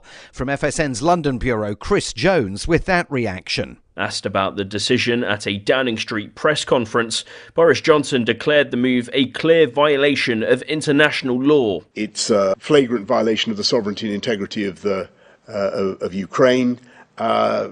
it is a repudiation of the Minsk process and the Minsk agreements, and I think it's a very ill omen and a very dark sign. He says the UK will continue to provide Ukraine with the necessary defensive weaponry to protect its sovereignty. Chris Jones, London. Also at that press conference, the Prime Minister confirmed that he is ending the availability of free COVID tests in the UK. All pandemic restrictions and free testing will end on April the 1st. Other headlines, Canadian Prime Minister Justin Trudeau says he's not ready yet to relax the emergency he declared over the trucker protests in Ottawa, even though the city has now been cleared of them. And there were jubilant scenes at Australian airports today after the country reopened its borders to tourists for the first time in 2 years. From bureaus worldwide, this is FSN. With FSN Spotlight, I'm Simon Marks. The weekend saw tension between Ukrainian President Volodymyr Zelensky and US Vice President Kamala Harris when they met at the Munich Security Conference. The Ukrainian leader urged the imposition of sanctions against Russia now, wanting to know why the Biden administration wants to wait until after a Russian invasion of his country begins. He even warned of the dangers of appeasing Vladimir Putin at a time when some European allies are not fully on board with the scale of the sanctions the US is proposing. So why aren't they already being rolled out? Rose Gottemuller is an American diplomat with long experience in the region and a former Deputy Secretary General of NATO. Up to this point, Putin and the Russians have been very clever about plausible deniability, that it's the separatists fighting a war in eastern Ukraine that is a just war. With, the Ukrainian fascist government in Kyiv. So it's been that kind of narrative, but it hasn't been anything about Russian boots on the ground. Once it's no longer this separatist activity, but Russian boots entering onto Ukrainian territory, that this will be the start of the triggering process. President Biden shelved plans to spend Monday, a holiday in the US, at his home in Delaware, underscoring Washington's desire to launch sanctions whenever any Russian military action begins. The main news again, Russian President Vladimir Putin has now signed a decree formally recognizing the independence of 2 breakaway regions of eastern Ukraine. British Prime Minister Boris Johnson has confirmed he's ending the availability of free COVID tests in the UK starting in April. And Canadian Prime Minister Justin Trudeau says it's too early to relax the emergency he declared over trucker protests in Ottawa. There's more from us on Twitter at Feature Story. And that is the latest Feature Story news. Simon Marks reporting. You are nothing more than the reflection of a grim, pitiless world, and this is The Onion Week in Review. Following the Supreme Court's ruling on same-sex marriage this week, overjoyed gay couples in Florida rushed out of their homes to have their marriages denied to them. Homosexual couples throughout the southern state told reporters they were ecstatic over the landmark decision supporting gay rights and said they couldn't wait in line and have their requests to be wed rejected by their home state. And in science news, scientists probably discovered a frog or something. They're always doing that sort of shit.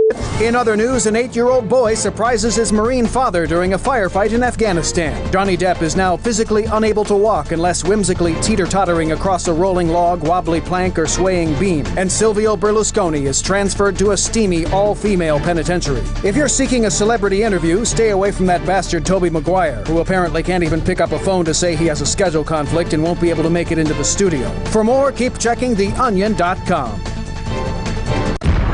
This is the Onion News Network.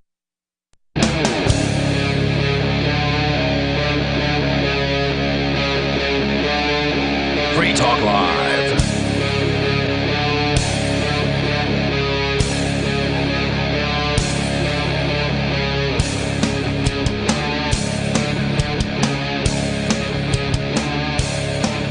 It is Free Talk Live, and you can join us here. The number is 603-283-6160. We're talking about what has happened to the organizers of the Freedom Convoy. They were arrested, or at least several of them have been arrested. I don't know if all of them have been picked up. I have not seen news about B.J. Dichter being picked up, and he was one of the primary names that you saw thrown around. It's not a real name. Well, whatever. He's a real person. And so presumably they have their ways of going after him, unless, of course, he's an agent for the state. Yeah, with a fake name like B.J. Dichter. Yeah. So it's Ian Bonney and nobody in the studio. We can continue that discussion coming up here in moments. Also, want to make sure you know about Bitcoin.com, because there is one really positive takeaway, certainly, that came out of the protests, and that is that if you want to avoid the government gang being able to stop you from supporting a freedom movement or a protest movement, then you got to turn to cryptocurrency like Bitcoin and Bitcoin Cash. Head over to Bitcoin.com. You can click Get Started at the top of the page there and learn the basics about cryptocurrency, learn about decentralization, learn about blockchain technology. These are some newer concepts when it comes to money, and they're important to kind of get a grip on. So head over to Bitcoin.com, click Get Started, and you can do that there. The government cannot, by diktat, just freeze your cryptocurrency wallets. They cannot do that. Not unless it's on an exchange. Yeah, if you have it on an exchange, they can tell the exchange to do something with it. Right. They can then freeze your money if you have it on an exchange. If you have your own wallet. But anyone can move their money off an exchange. You don't have to have your money on an exchange. There's no government that can tell you that you can't move your money from an exchange to a personal wallet like Edge Wallet or Exodus. Well, as long as they haven't issued an order against you. If they issue an order against the exchange, then the exchange will lock your funds and you won't be able to move it. Well, so you want to get your funds if off you're not of the somebody exchange who's now. currently being prosecuted by the government from Canada, who's saying that they can do that stuff. But I'm just saying that because the government keeps saying, oh, we're freezing, the government of Canada keeps saying, oh, we're freezing people's wallets and assets in cryptocurrency without really explaining it. And people don't understand. They're not doing that. They're lying. Yeah, people don't understand that it can't be done if it's in a Right. A wallet. judge can wave his magic wand and write his little order and say he's going to freeze your crypto wallet. But that doesn't mean anything when it comes to cryptocurrency, unless it's on a centrally managed system like a Coinbase or a Kraken or one of these other exchanges out there. So beware of that. I follow Bitcoin.com on Instagram, and they posted a story yesterday. Like, they didn't say anything about Canada or anything. They just said Bitcoin Cash. It cannot be frozen or seized, with like a picture of a pig in an ice cube. Nice. I love it. So check out Bitcoin.com and check out their news site at news.bitcoin.com for the latest headlines and what's going on in the world of crypto. Let's go to your phone calls and thoughts. Major Payne is on the line in Michigan. You're on Free Talk Live. Major Payne. Yeah, I like the ice cube and the pig. That was cute. Yeah. What's on your mind tonight? As far as the Canadian truckers, I would like to know how many bank accounts they have actually seized.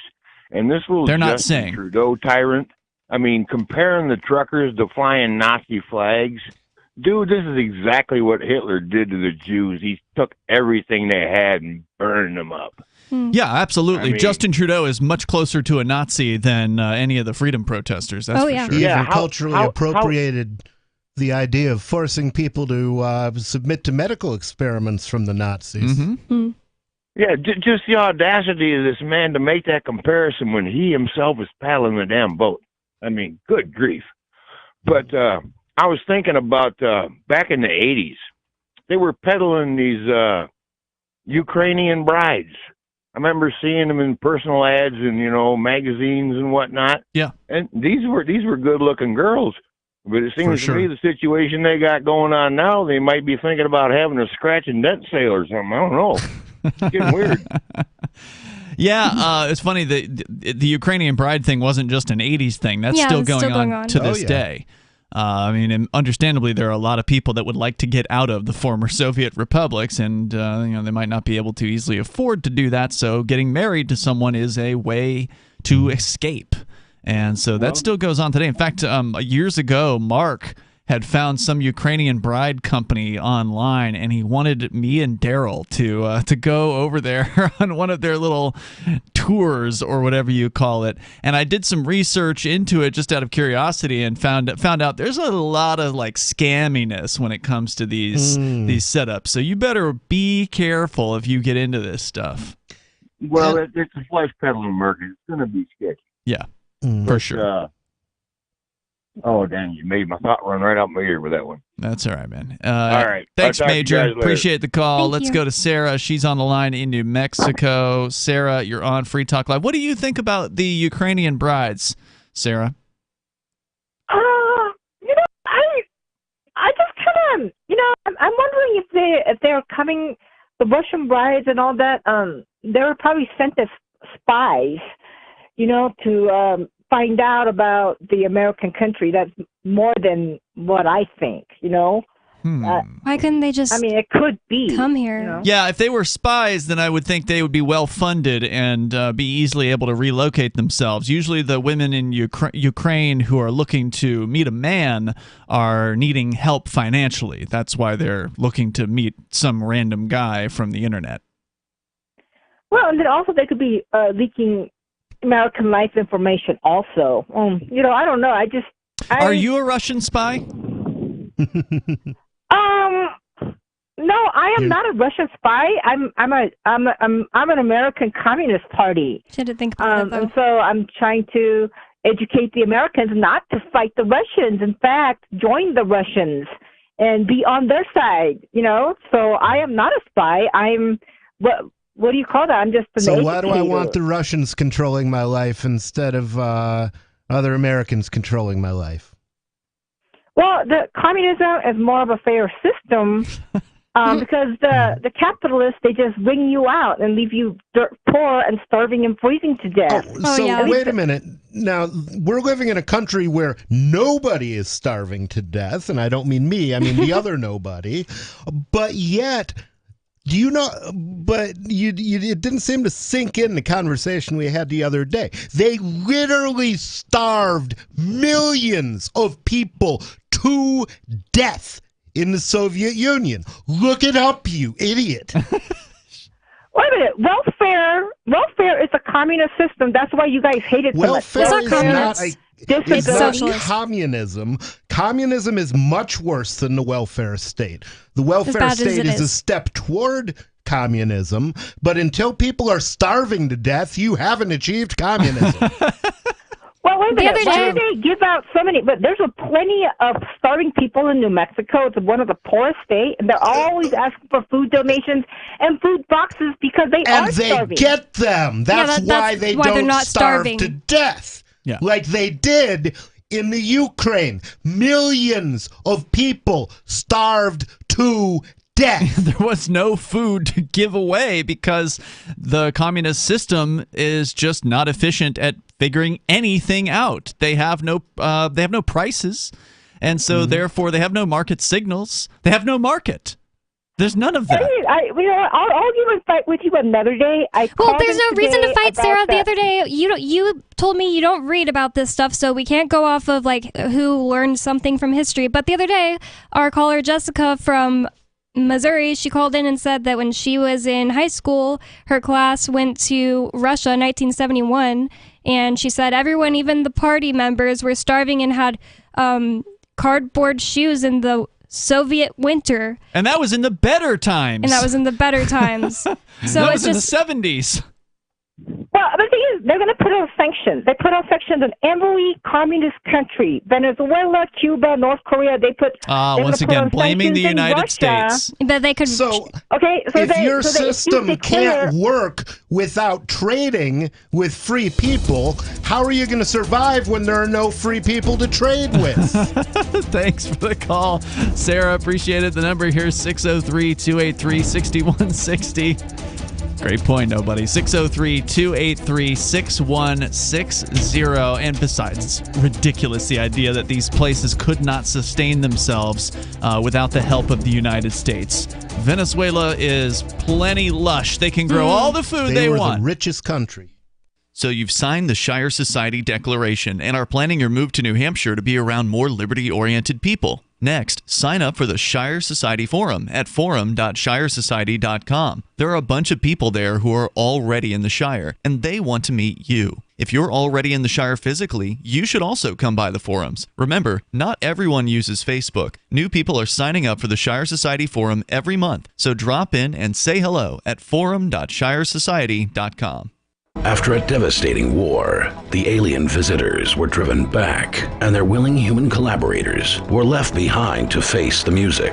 When Emma Jean Anderson's ex-lover springs her from prison, Nathan Foster and his 14-year-old nephew Ben are tasked with bringing the pair to justice. An easy enough job until they discover something is inside Emma Jean, and the fate of the planet hangs in the balance. The Family Business by Mike Coopery from BaneBooks.com. The new 4th edition of Healing Our World, The Compassion of Libertarianism will take your understanding of liberty to a deeper level and has over 1,300 updated references, new cartoons, and a foreword by Dr. Ron Paul. With discounts for multiple book purchases, the 4th edition of Healing Our World is a great gift for the liberals, pragmatists, environmentalists, and Christians in your life who think libertarianism is cold-hearted. Get yours today at healing.freetalklive.com and use promo code FTL for a $5 discount. Are you tired of governments murdering people around the world? Stop using their money. There is an alternative. Bitcoin is a stateless, free market, non-political currency. Bitcoin cannot be inflated or controlled by any government. By using their money, you are helping the state. Stop doing it. You have an incredible alternative available now. Learn it, use it, spread it. Get started with Bitcoin at bitcoin.com. That's bitcoin.com.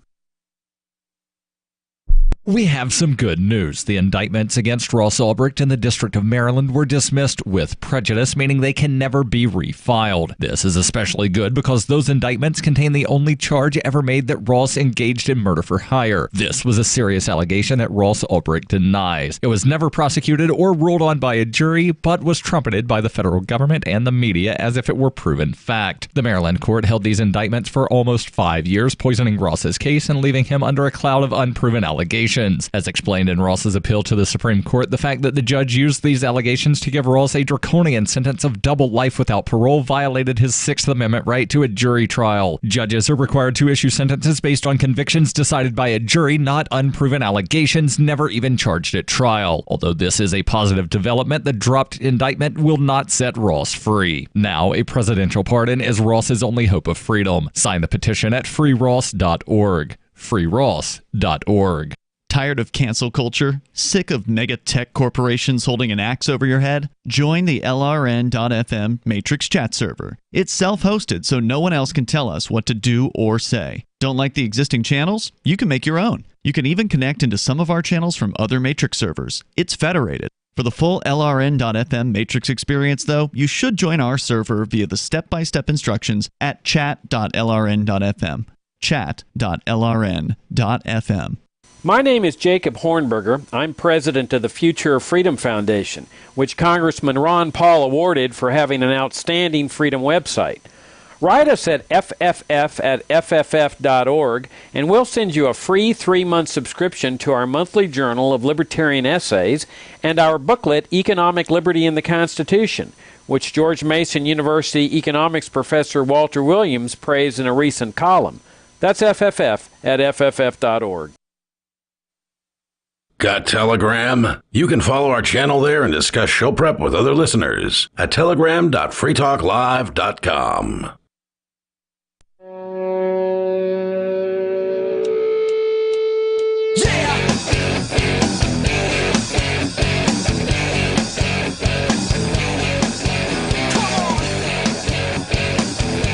It's Free Talk Live. Phones open. You can join us here. The number 603-283-6160. That's 603-283-6160. Here tonight, it's me, Ian. It's me, Bonnie. And nobody.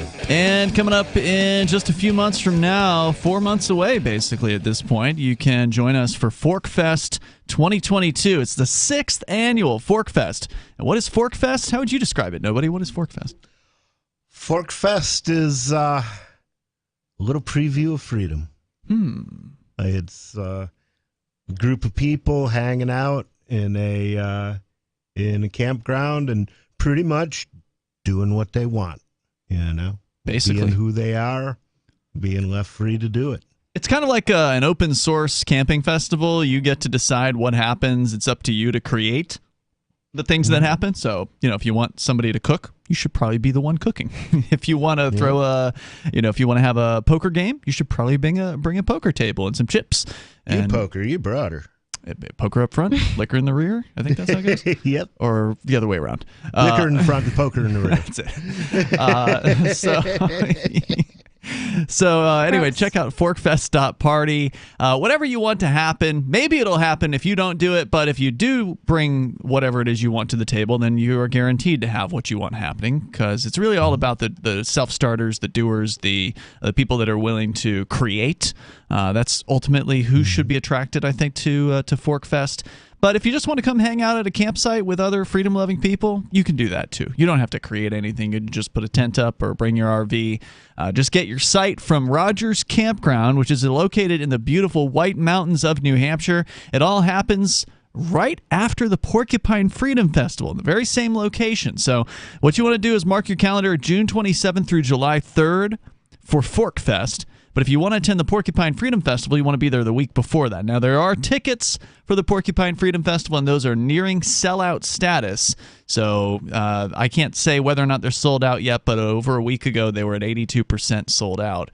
So check them out. It's a pretty good event. It's an amazing event, actually. And then the Forkfest follows it up the next week. So Forkfest, and we're planning on broadcasting from both of those events, by the way, June 27th through July 3rd. And what better way to celebrate Independence Day than to be around other freedom-loving activists here in New Hampshire? We've told you a lot about the migration here to New Hampshire. There's all these great things happening here. There's nothing like the movement here in New Hampshire. We have the largest concentration of freedom-loving activists on the planet, and it's only getting bigger as time goes on. It's just an amazing group of people to be around, and this gives you a taste of what it's like, because you could be around these people all year round.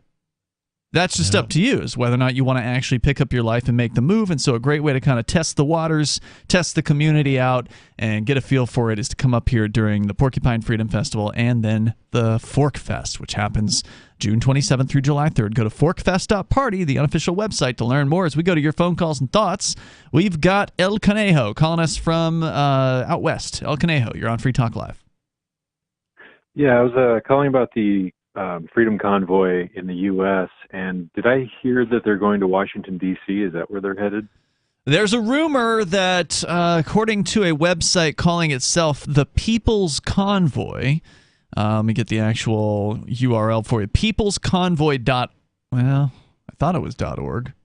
Anyway, I'll find it for you. Anyway, the People's Convoy, it's the People's Convoy. So thepeoplesconvoy.org is claiming that there will be an American Freedom Convoy starting as soon as 2 days from now. So this Wednesday, it's expected to start in California and then expected to travel across the United States, ending in Washington, D.C. on, some people were saying it was going to be March 1st, but now they're saying it is going to be March 5th. So they're going to take a good 10 days roughly to drive across the country. It's kind of weird because, I mean, we're on the radio and we're always asking if anyone has any information on a United States convoy, trucker convoy, call in and let us know. And I just haven't heard much about it. And, you know, we're on the radio, so truckers have to be listening. 2 people emailed me, but neither of them were professional drivers. And those people emailed me this website, thepeoplesconvoy.org. Yeah, and that could just be some kind of a federal trap website. Where did they want you to sign up and put your name on there? That's the thing that disturbs me about it, is they do have a truckers register here. Yeah. And that, to me, seems really suspicious. Trap. But they do say they're also working with an organization called the American Civil, not the ACLU, the American Foundation for Civil Liberties and Freedom. And I believe that's a legitimate organization. So I don't know. It's going to be interesting to see what, if anything, comes to, is created in California on Wednesday. But that's what I've heard, El Conejo. Well, I think it's a bad idea for 2 reasons. Why? One, they're giving Washington, D.C. way too much headline, way too much legitimacy by going there. 2, they're kind of playing into that dumb propaganda January 6th narrative. And, well, I guess the third point is they should be going to the same crossings that the Canadian truckers are protesting and lend them solidarity from the other side of the Greek border, maybe even Mexico. Yeah, that's an interesting idea. I agree with that. I think it's kind of sad that there weren't more Americans that went up and just stood on the other side of the border of all of the border crossings that the Canadians were clogging, because, I mean, the Canadian government can send their cops to go kill people at the borders and stop them, Canadians, but they couldn't do anything about the Americans on the other side. But well, I think our caller from Calgary did say that there were some Americans participating on the American side over in whatever that town Montana? was in Alberta. Oh, well, in Montana. But now supposedly those have been broken up by the Canadian government. At least that's what they're saying. We have not heard, from the protesters' side of things as far as whether or not the border crossing protests continue. But that. I guess we're just going to see how this goes, El Conejo.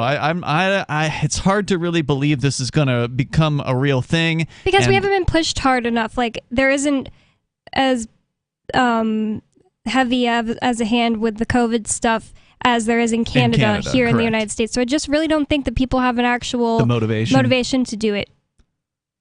Well, the vax ports are affecting U.S. truckers too, both borders. That's why I think the borders are a good idea, but not going to D.C. necessarily. Yeah, and that would, of course, decentralize the event, right? Because the big concern here is if this is real, if this really becomes a real trucking, event across the country, then we know the U.S. government isn't going to sit still for this. The Canadian government got caught with their pants down because, I don't know, I think they thought it wasn't real. Historically, they're not as bloodthirsty as the American government. Also, that's true. But they did get caught, and they got embarrassed by this protest, and it was it was wonderful to watch for 3 weeks. I just don't think you're going to see the same lackadaisical attitude by the U.S. federal gang when we know that after January 6th, they brought in troops into the streets in D.C. So they've already done in D.C. what they're doing now in Ottawa. It was after January 6th. Remember when they brought in tens of thousands of National Guard troops and they set up checkpoints and they squoze D.C. Under the iron fist? Yep. They did that. I'm still giving away Monero, by the way. Hashtag Crypto Convoy or Crypto Convoy 2022. So if you just post something that says Crypto Convoy on social media on Twitter, I will find you, or you reach out to me and I'll send you Monero. Thanks, El Conejo. Thanks for the call tonight. We got more coming up here. Your calls and thoughts are welcome. And you can join us on the radio. This is Free Talk Live. If you want to bring more liberty into your community, there's something you should see. Intercoin, the movement you might want to join. If you like Bitcoin, break through. It's true. It's truly something new. If you'd like to see real prosperity, start your own currency, boost the economy. Intercoin, the movement you might want to join. If you like Bitcoin, its impact's hard to overstate, results you can appreciate. If you're tired of relying on the state, want to make your own community great, homelessness and hunger to eliminate, let the wealth accumulate. Don't wait for the growth rate to accelerate. Go to intercoin.org and get the coins for yourself. From Feature Story News in Hong Kong, I'm Richard Kimber. US President Joe Biden has issued a strong condemnation of Russian President Vladimir Putin's decision to recognize the independence of 2 regions in eastern Ukraine and order Russian forces to take up positions there. The US leader spoke to Ukrainian President Volodymyr Zelensky and European leaders after the Russian president's televised address. From Washington, Simon Marks reports. The Biden administration says it strongly condemns Vladimir Putin's decision to recognize the independence of Donyetsk and Luhansk and his decision to deploy so-called peacekeepers there. The White House says sanctions are coming, initially aimed at Americans and Russians doing business in eastern Ukraine. But the president is under pressure here to go further, and there will be nervous hours ahead at the White House as his national security team tries to determine just how far Vladimir Putin intends to march his army. Former Assistant Secretary of State David Kramer served in the George W. Bush administration. He told America's PBS television network that the measures the White House has taken so far don't go far enough. No, not at all. I think the U.S. and our European allies and others need to go significantly further. That action will get no one's attention, frankly.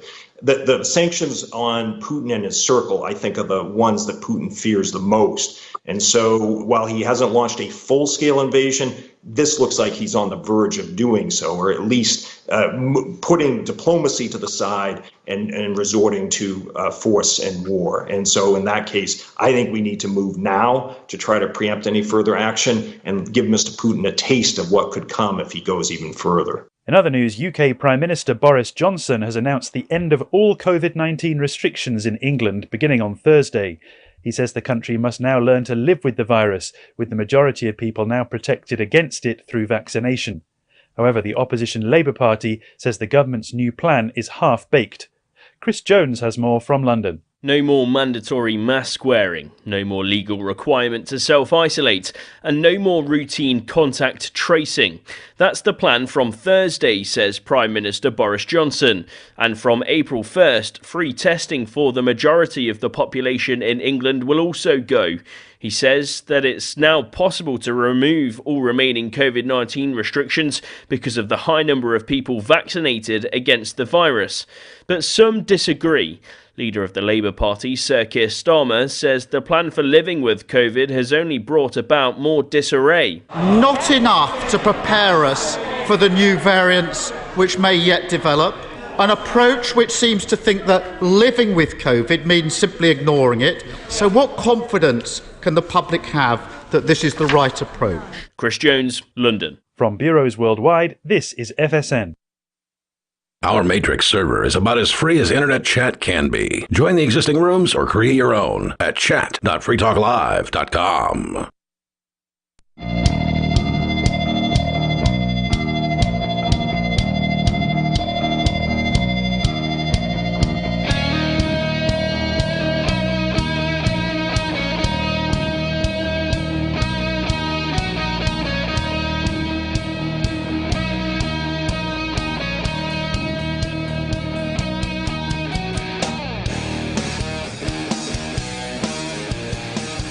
It's Free Talk Live. Phones open here if you want to join the show. The number is 603-283-6160. That's 603-283-6160. Ian Bonney and nobody in the studio here tonight.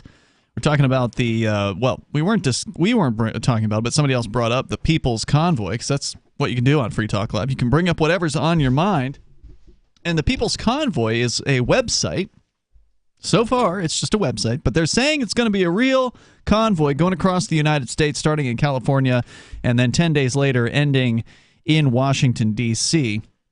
Apparently, there's another convoy that is being planned. I found another news story here from, I don't even know if this is a real website, newsnationnow.com, but it talks about the People's Convoy, but it says there's a competing convoy, but it doesn't mention what it is. So I don't know. We'll see if another one manifests somewhere else.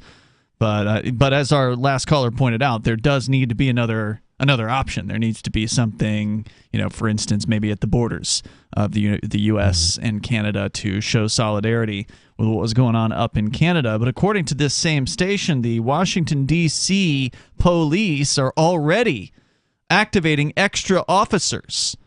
According to the story here, as of Wednesday, 500 officers per day will join so-called civil disturbance units to respond to any protests, and an additional 200 or so officers will work traffic duty. So they're already ramping this thing up just on the rumor that there might be a protest. There might be a convoy. We got to make sure people don't get out there and express their opinions. DC just seems like totally the wrong place to do it if it was gonna happen at all. Like, I think that the best thing to do would be to go to the borders with Canada and possibly even Mexico. Well, yeah, Mexico makes sense too, because the truckers from Mexico and Canada are being forced to get vaccinated now. But I don't think that Mexico has that policy, but it might. No, it's the U.S. It's our federal government Correct. that people the US can. has So that's that what I'm policy. saying. So Canada has that policy, and just don't know if Mexico does as well. That's why they probably haven't risen up or anything, but they're probably not gonna do business with.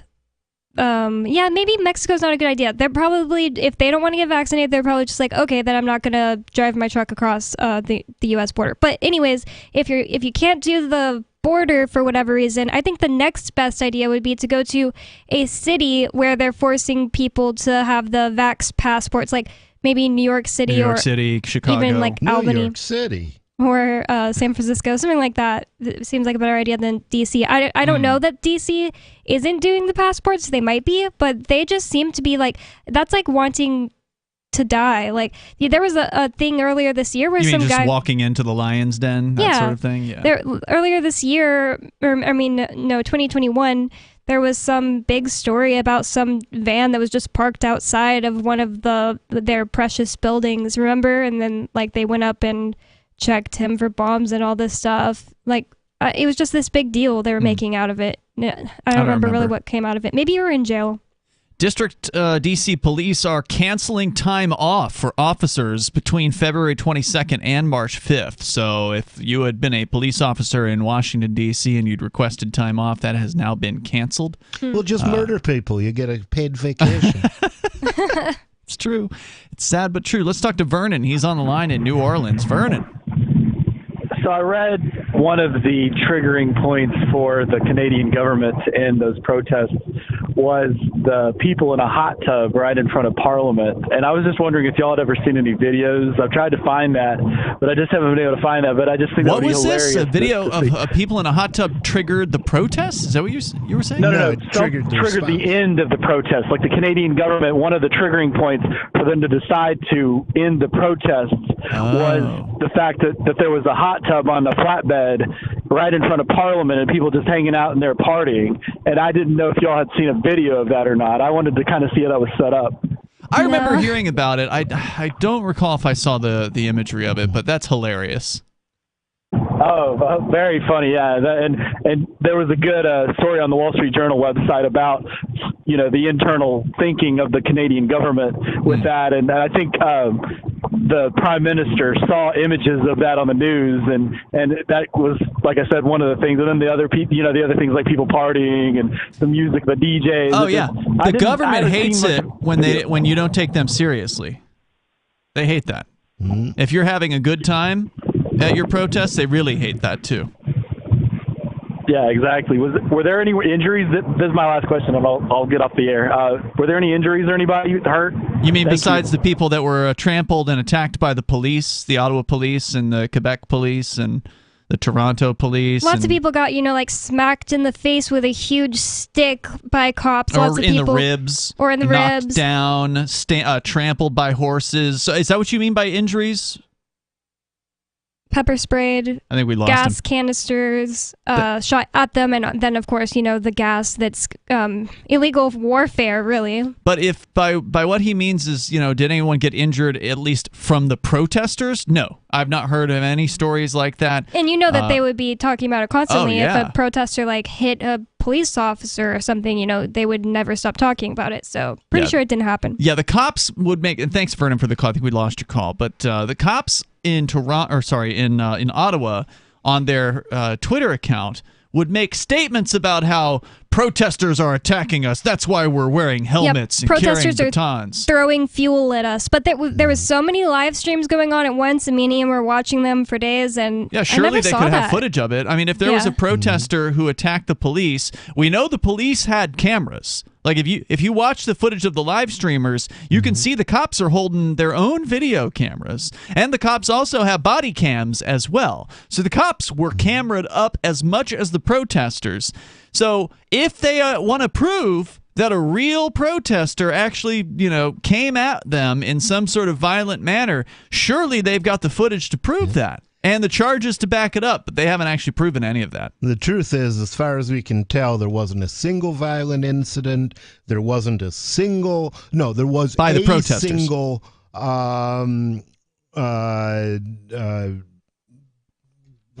Confederate flag that got run off early after on. 10 minutes. Yeah, like in the first week. A guy wearing a freaking mask. Yeah, the guy with the flag was, Yeah. And there were no swastikas. Nope. That's all lies. And some businesses stayed open and they got a lot of business, just as we predicted.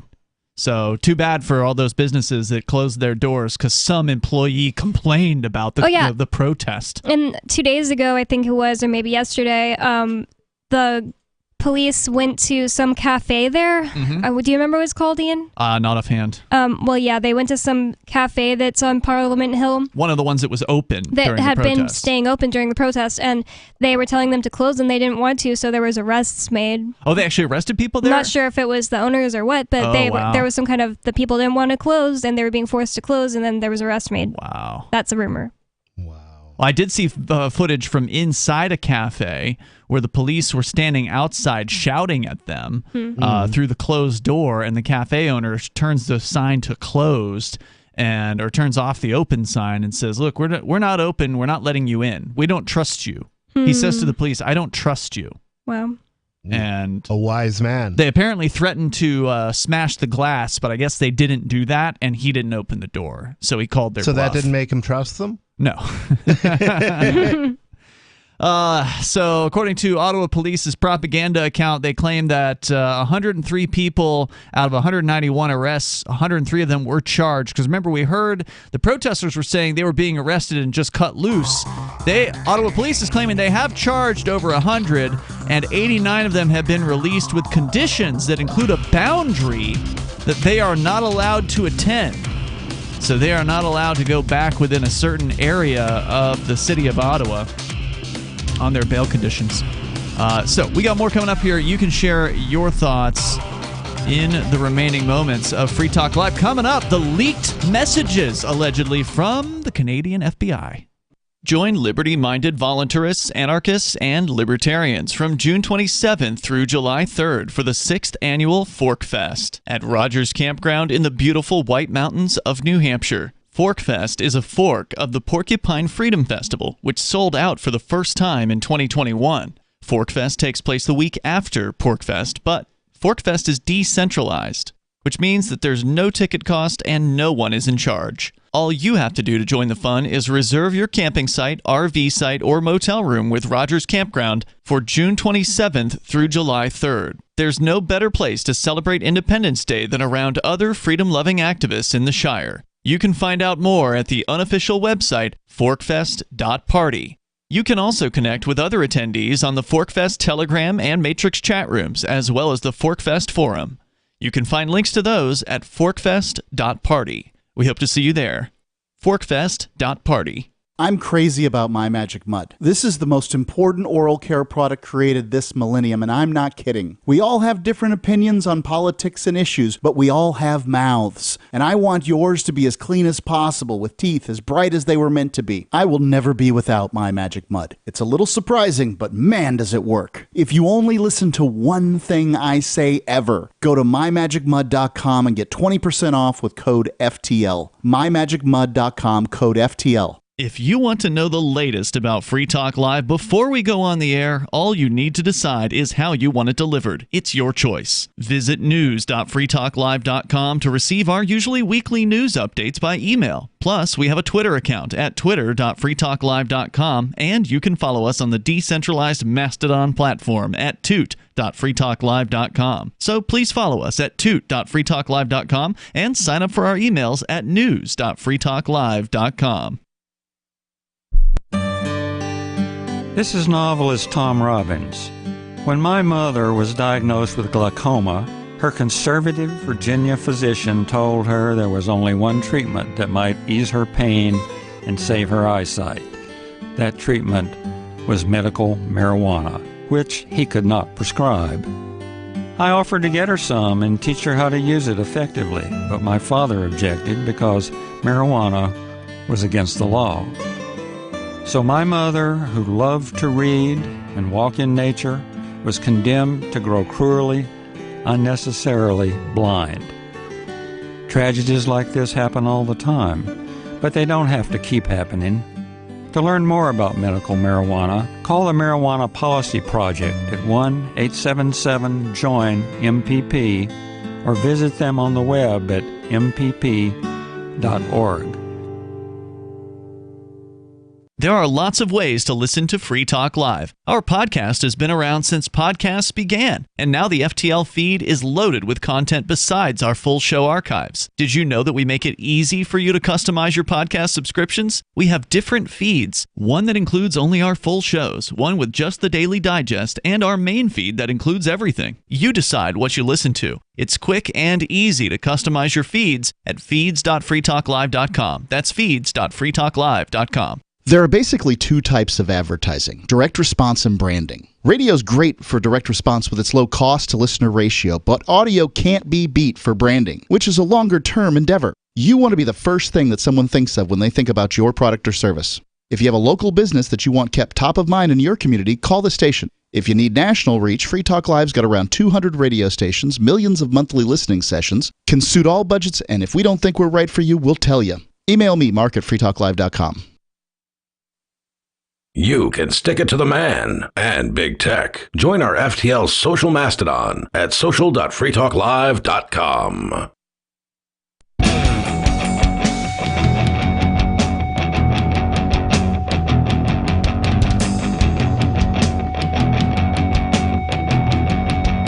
Free Talk Live phones are open, as always, here. The number is 603-283-6160. That's 603-283-6160. Here tonight, you've got me, Ian. Me, Bonnie. Nobody. Phones open. You bring up what you want. Meanwhile, we got the leaked RCMP messages. RCMP is the Royal Canadian Mounted Police. That's basically the equivalent of the FBI here in the United States. They're the national police force there in Canada. And they weren't all mounted when they were in Ottawa. There were some mounted officers, and those were the ones that trampled the old lady on the walker and somebody else. I think there was at least 2 people trampled. Yeah, in the video you can see 2, I think, women. But RCMP was decked out like the rest of the jackbooted thugs there on the streets of Ottawa. And apparently, according to rebelnews.com, who was on the streets, one of their reporters was attacked violently by the police, shot in the leg with some sort of a tear gas canister at one point, and it hurt a lot. She was quite injured by that. But Rebel News with a story here that broke a couple days ago that somebody leaked a group chat. So cops like to chat on the internet, too, with each other. Kind of like we've got our own chat rooms here in the Liberty Movement, and I'm sure many of them are infiltrated by the police. But every now and then, some cop decides to release some of the things that his buddies were saying because he or she thinks that it might have been inappropriate. As of yesterday, the RCMP has issued a statement confirming that the texts are being looked into. RCMP is aware of material circulating on social media pertaining to a chat group that includes some of its members, and we can confirm we are looking into the matter. So does that mean that they're confirming that they're legit? It sounds like it. Does sound like it. In what appear to be authentic screenshots of the RCMP musical ride team currently in Ottawa to assist... What does that mean? I don't know. It sounds like code. Musical ride. To assist in the crackdown on peaceful protesters in the capital city... Here's a surprise. The members of that group bragged about using brutal force. Over the last 24 hours in Ottawa, and this is written a couple days ago, police have deployed pepper spray and canisters on demonstrators, arrested dozens, turns out there were over 190 arrests over the last few days, and trampled 2 people with horses. Rebel News' Alexa Lavoie was struck brutally with a baton, shot at close range with a pepper canister, which then broke, burning her face and eyes. In the chat room, RCMP musical ride member Andrew Nixon sent a picture of a pint of beer, hoping for his chance to abuse the protesters. Quote, "Don't kick all of them out until next week's group gets our turn," he said. Another member, Robin Thibault, remarks about accommodations police are being given in Ottawa, saying, "Nice downtown in the Chateau Laurier." So one person that was reporting on these scenes gave the estimate that police were being paid thousands of dollars a day in overtime. Yeah, like 4,000 Canadian dollars a day. Just to be out there cracking people's heads. And they love doing it anyway. They sure do. Remember, when there was, it was probably like a decade ago, it was either the DNC or the Republican National Committee. There was police that got caught for manufacturing, like the police union was manufacturing T-shirts, like commemorative T-shirts that said, and it had like an image, a cartoon image of a glowering cop holding a baton, like patting it in his hand, and the text on the shirt said, "We get up early to beat the crowds." Oh, yeah. You remember that one? Mm-hmm. Yeah, this is that same kind of mentality. And of course, the people that defend the police will say, "Oh, no, it's just a few bad apples." No, that was the police union that was doing that. Mm. Well, I'll tell you what, if a few bad apples, if the apples were killing as many people as the police kill, there would be a congressional investigation into the apple industry. Yeah, and by the way, the rest of the phrase is, "A few bad apples spoils the bunch." Yes, it has. And then one of the other agents, Andrew Nixon, tweeted about, or not tweeted, but this was in a quote-unquote private chat group, joked about police brutality, saying, quote, "Time for the protesters to hear our jackboots on the ground." After being admonished for his remarks by another group member, Nixon mocked the protesters, saying, quote, "Okay, we can give out free hugs and unicorn stickers," unquote.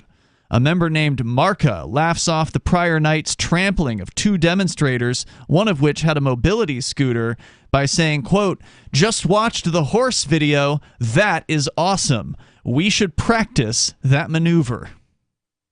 Mm. So... then there's images of... I want to say it's shocking, but it's really not. Like, No, they wouldn't be it's doing it if typical. they didn't enjoy it.